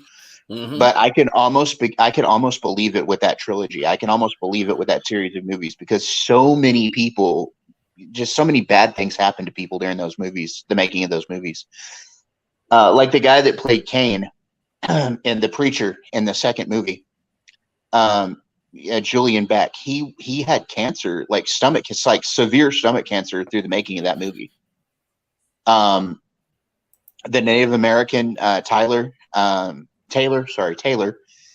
He starved to death after I believe it was he had complications to a surgery or something like that, and then he starved to death. Just so many, like the older daughter in the first movie, she was murdered by a boyfriend. I mean, just a lot of weird stuff going on in that with the making of those movies. You're talking about that documentary they did on the Poltergeist movies, right? Yes. Yeah, I remember that. I remember that documentary.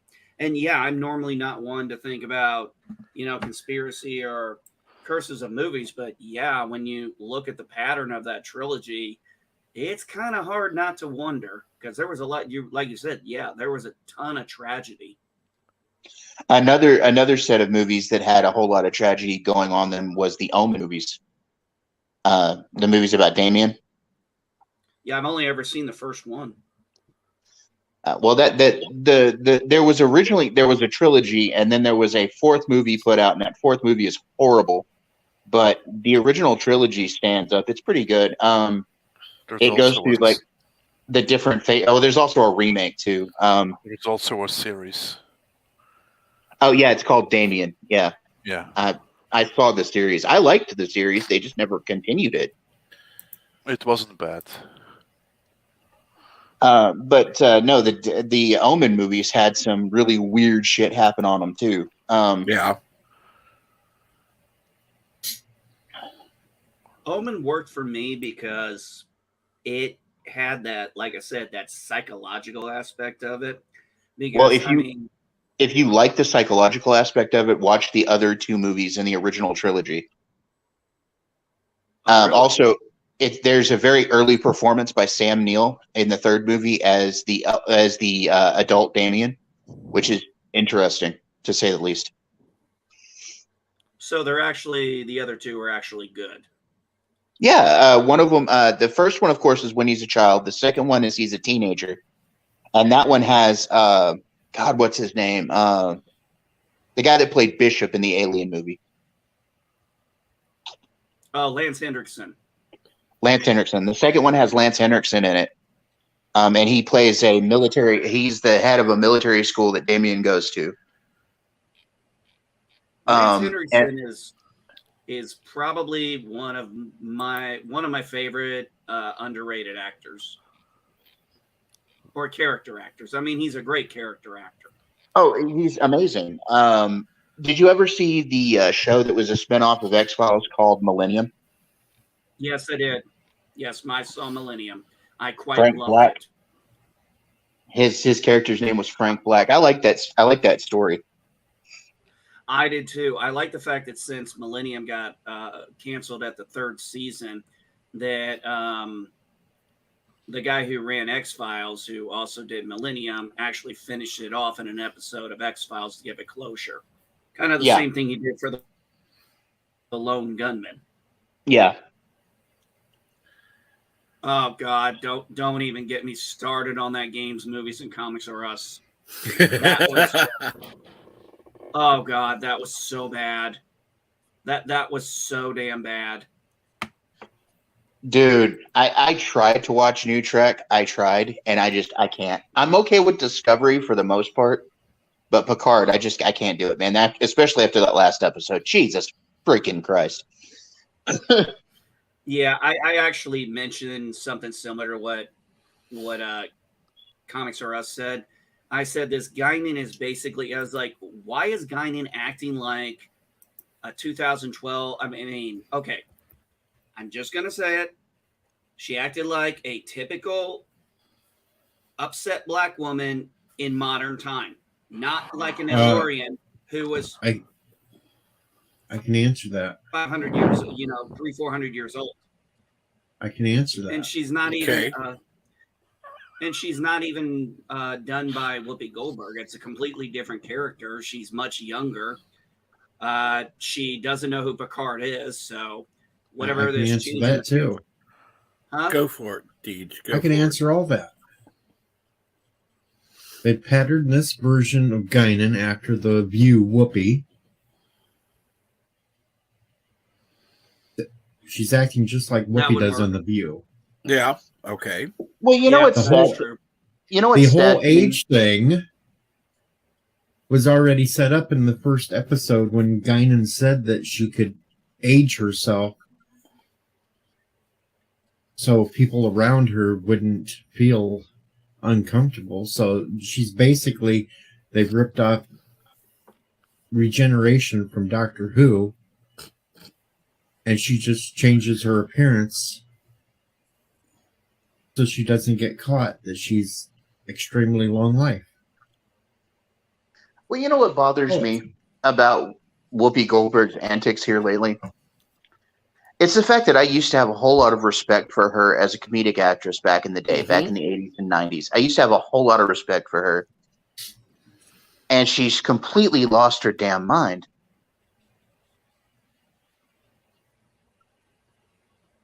Yeah. But then again, I find that curse going on with a lot of actors that I used to have a whole lot of respect for and now don't.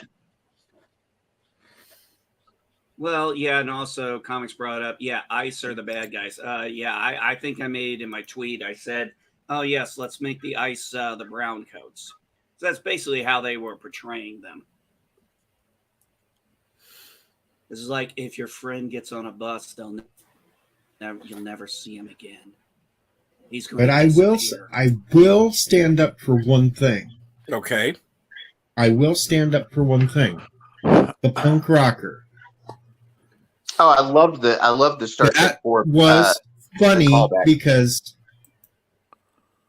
even though it doesn't make quite sense since time has changed, it wouldn't have went down. But they were also implying that the punk rocker, when he was asked to turn the music down because he's listening to a new version of the song that he was during Star Trek 4. This is not the same song. Some people got confused on that too, thinking that they purposely screwed up. No, it's a remake of the song. I still hate you. Yes, it's a completely different song. It's not the same original song. It's just a sequel to it. But the funny part there was they were trying to imply that he remembered when he was asked to turn it down before and what Spock did to him. That's why he just automatically turned it down.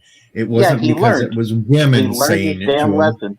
It wasn't because strong women were saying it to him. It's just that he remembered what happened to him the last time he refused to turn something down when asked.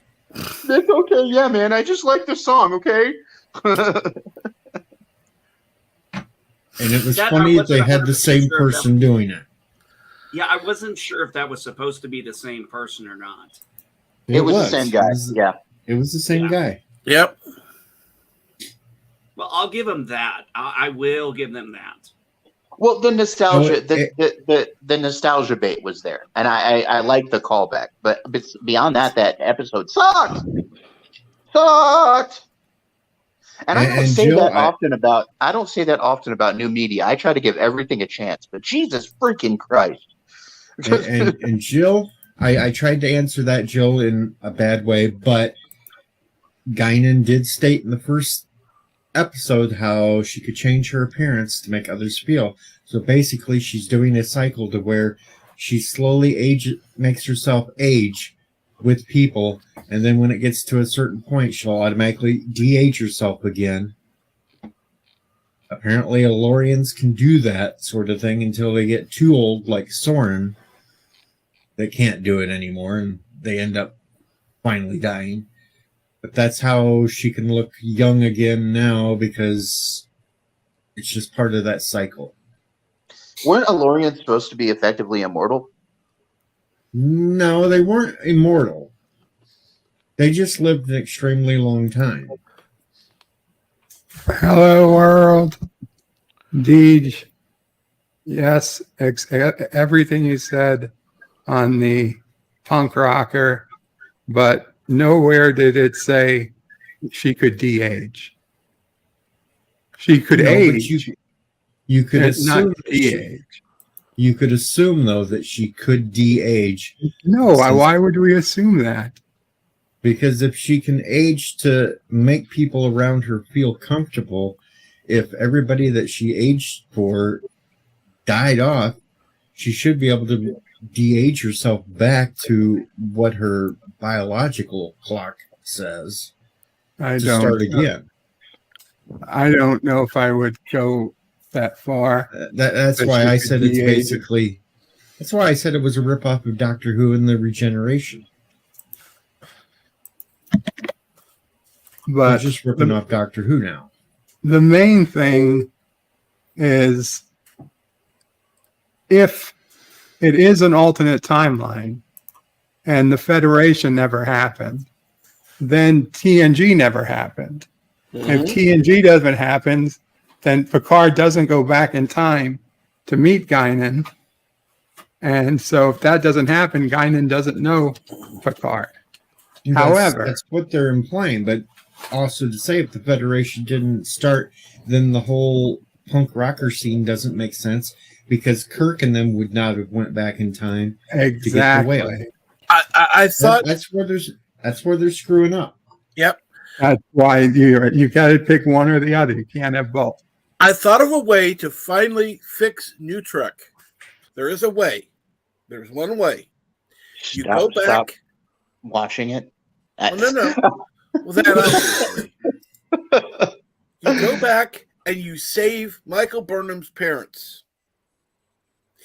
This would eliminate her being with Spock and Sarek and all that. So you save Michael Burnham's parents, therefore the universe will be back to normal. So you're making Michael Burnham the key to everything? Unfortunately, it seems that way.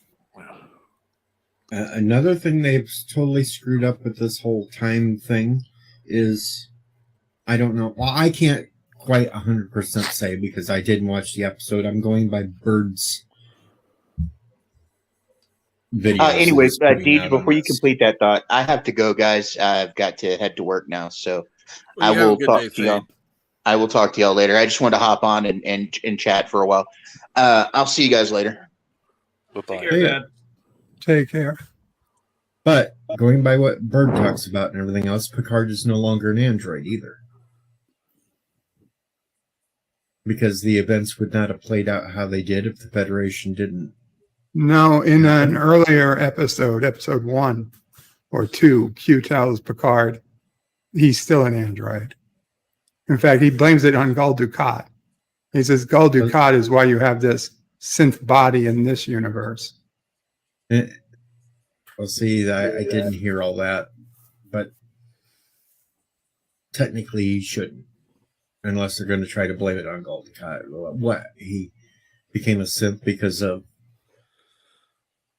Dominion War or some shit? See, that's why I'm not sure. Either he became a synth because Gul Dukat killed him and he had to become a synth, or Gul Dukat was some sort of, Soong in this universe, some sort of android expert. No, maybe he was the whatever. Maybe in that universe. I mean, it makes no sense because in this universe that's pro-human, they wouldn't be accepting of robots. By the way, if the times change, how do they create positronic networks without Soong? Oh, Unless Soong is a somehow hero. decided to do- Soong has a big statue in the future. Also, And we don't know most if annoying- Punk Rocker hadn't been told to turn his music off more than twice. Or he could have. We just don't know about it because it wasn't other Star Trek characters telling him to turn it off. I'm really there's just too many plot holes to this. I'm getting really tired of this constant, like the Borg Queen seems like she's constantly flirting with that doctor, which is the least interesting character in all the series.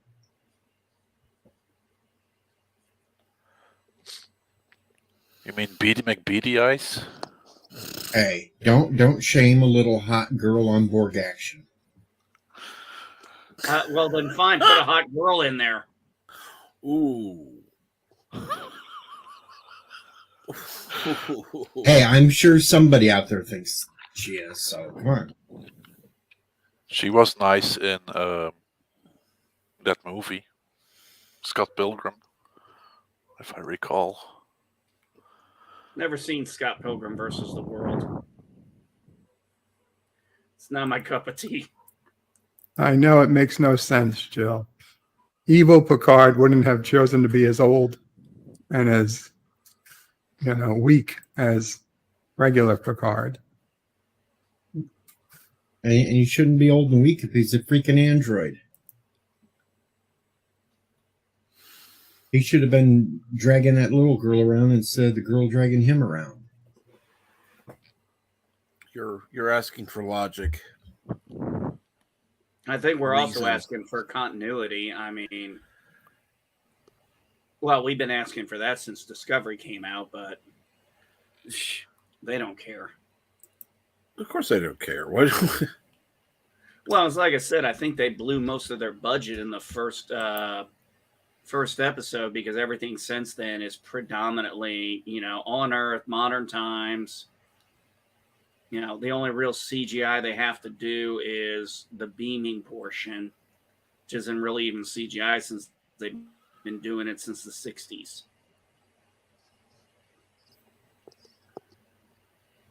Yeah, it's just like, ICE is this evil organization, the way they portrayed ICE. And I was just like, no.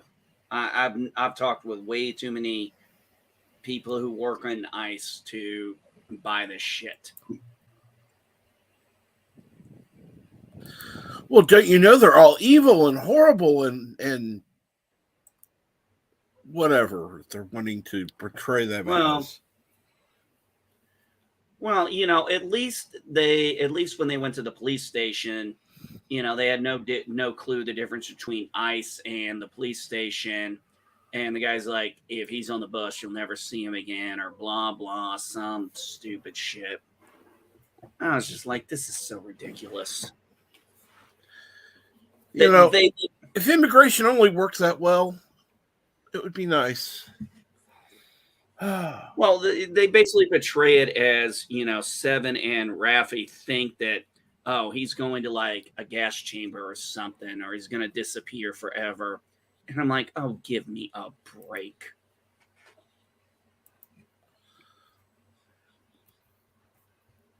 Now, the funny thing is, Seven can actually somewhat drive a car, but she shouldn't be able to drift that good. I mean, I don't see how she's been, unless there was a culture that assimilated to where they knew how to drive cars. I can't see it being that different than starships, but yeah, I didn't know she was a pilot either. Well, one of the other things too is, and it was such a stupid move because Raffi basically phasers after she bitches at Rios about not having a phaser. She pulls out a fucking phaser. She vaporizes the window, uses the tricorder to turn the vehicle on, and Seven's like, "You couldn't have just used the tricorder to open the door." "Oh, I could have, but that was more fun." I'm like, "Oh God."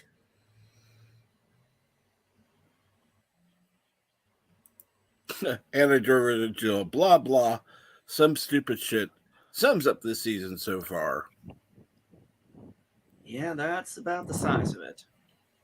I Love Food says 3 out of 10. That's being generous.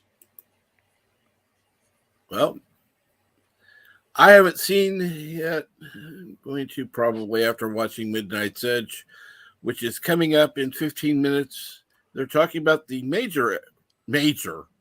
Yeah. The major escalation in Disney's secret war over Star Wars and Marvel. Oh, Lord. And of course, they have this image of the gay rights thing, which I find funny because of the, don't say whatever. Yeah. You're idiots. Yeah, they had that whole. Yeah, they had that whole Disney. They had walkout. one person walk out in Florida. Maybe. Well, they had one person walk out in Florida. One. Yeah. One whole person. And I'm going to say this. They had bigger balls than anybody else because they were saying, well, there were people that were working from home. Well, then they weren't walking out. Or there are people that took a sick day. They weren't walking out. No, they took a day off just to sit around and be lazy. You know, I'm sorry. If you're going to take the day off work and use that as an excuse, their ass should have been out there protesting. Well, there's actually an open letter out there that was written by certain Disney employees that are like, hey, we're afraid to talk because we actually just want Disney to go back to being, neutral on politics.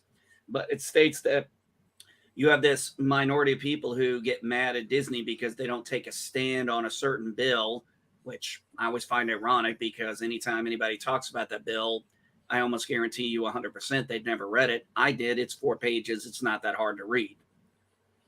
But, they throw a fit, and it's like, if these people throw a fit and jump, say jump, Disney jumps, but it's like us, we're afraid to talk because we just want this place to be neutral, family friendly, accepting to everyone.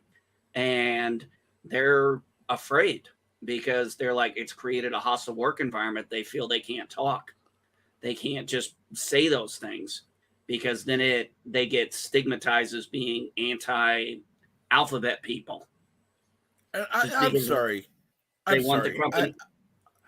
My opinion, you work at a job. I don't care what you are, gay, straight, bi, whatever.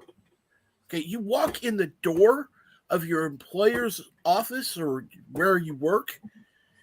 You are an employee. You work for them. Yep. You aren't some advocate. Unless you're a paid advocate, you sit down, you shut up, you work. I don't care who you are, what you identify as. You're paid to fucking work. Yeah, you're not paid to give your opinion for certain things. One of the things, though, Cap, is we have in media now. We've seen this since a couple of administrations ago, where it is like they say, if you work at a place and you work hard, you should have some ownership in it. And I'm like, no. Just because you work there and you make and you're a barista and you make a coffee, you didn't buy that coffee. You didn't buy that equipment. You're not the one doing the payroll. You're not the one making sure that taxes and the unemployment benefits are all being paid. You're not the one balancing the books, making the order forms. You're not the one making sure the place stays, hoping the place stays in the black. You're just making a fucking coffee. See, that's where they should do this. For all these that sit at them jobs and whine that they think that they should be part owners and stuff, start taking some money out of their paycheck when something breaks down. So take some money out of their paycheck when things need to be restocked. Well, as soon as they see that they're not making as much money because they're part owners now, they'll shut the fuck up. Well, the other thing too is a lot of these stupid people don't seem to realize that most of your Starbucks, most of your hotels, most of your fast food joints are not corporate. They're owned by franchise, which means somebody is paying the goddamn license to sell this stuff. Yep. Are you paying for it? You want to pay into that license fee? You want to give up a portion of your check for the percentage that the company requires? Yeah, right. Of course you don't. And you're right, Ervik Sonder. It is time for that. Listen to me very carefully, because I'm only going to say this once. Coffee. Black. Coffee. Black. While I've got your attention, there are... Coffee first. Well, this mentor would like another cup of coffee. I'm just going to have to give up coffee. Want some coffee? If I'm not mistaken, that's your third cup this morning. Fourth, and on a day like today, it won't be my last. Coffee. The finest organic suspension ever devised. Commander, set a new course. There's coffee in that nebula. There, Ervik, you got what you wanted. I was so tempted to unmute my microphone and say alcohol every time she said coffee.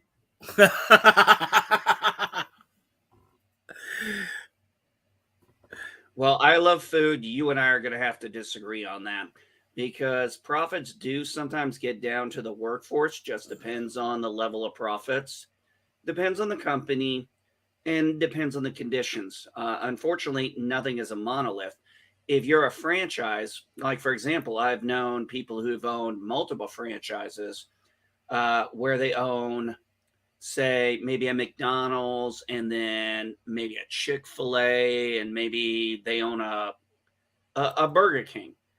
They own various different franchises, but they are the owner of the company of three different companies under three different franchises, which I've got to be honest, must be a head scratcher sometimes.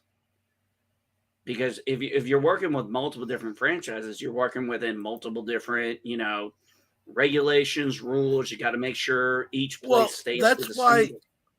That's why most places that have different companies usually operate under one parent company, like Yum Brands, which does Taco Bell and I can't think of some of the others, but they have several different. I think A&W is one of them. Anyhow, they've got several different companies that are already under one umbrella. A&W and KFC. You're thinking of like maybe A&W and KFC, because I've seen places where there's an A&W and a KFC, a split store. Right. One side's KFC, one side's A&W. Yeah. Right. Yeah, I know. That's what that's what a lot of them do, is that they're under the same parent company, so they get the same supplies from the same place. But even those that are different locations, let's say, you own a Pizza Hut and a whatever, as long as it's under the Yum umbrella, if you're using the Taco Bell, it's a lot easier. It's less complicated than if you're going with Burger King and McDonald's. True. Good point. Very good point. You're right about that. If they're under the same umbrella term, that's why it always cracks me up when I see this shit where people are like boycott Coke, boycott Pepsi, and it's like, do you actually know how many products you would have to boycott? Because chances are, if you say, boycott this, boycott that, there's a pretty good chance you're still buying products produced by that parent company. It's like if you're going to boycott Coke and Pepsi, you're not going to be buying anything. It's like 99% of what you buy out there is either owned under Coca-Cola Company or PepsiCo. It's like, did you buy Doritos? Oh yeah, did PepsiCo. You know? Yeah, you buy Doritos. Who owns Doritos? I believe Coke owns Doritos. Oh, Coke. Okay, you get the point I'm saying. You buy a certain type of chip. Oh, you're buying that? That's owned by Coke. Oh, you're buying that water? That's owned by Coke. Oh, you're buying that particular thing? That's owned by Pepsi. Thought you were boycotting them. Exactly. It's like, what are you going to get? And you can't even go for the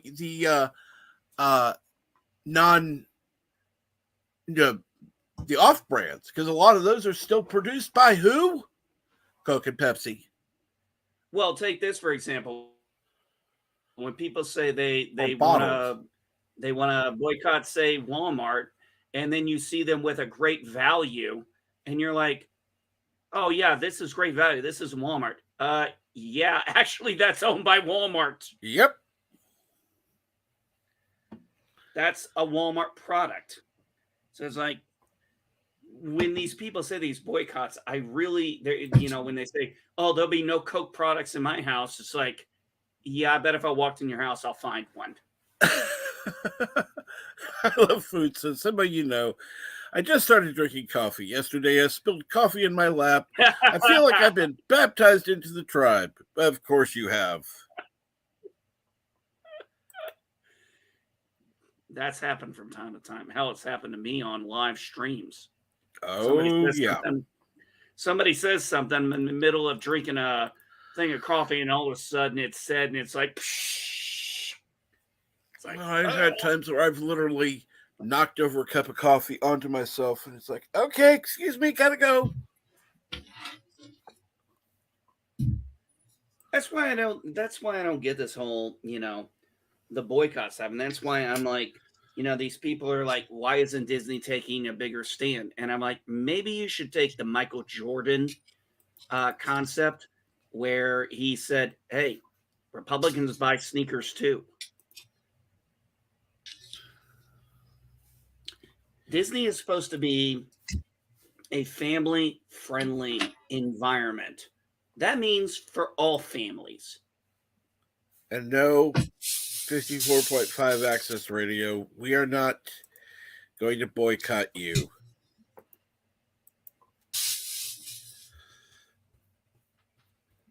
But yeah, at least I've thought about it, but I won't boycott it. But I think I think the pendulum's starting to swing, where the quieter voices who've been kind of like getting a little, they're starting to shoot out the anonymous stuff saying, hey, you're creating a hostile work environment. Personally, I'm a different type of animal.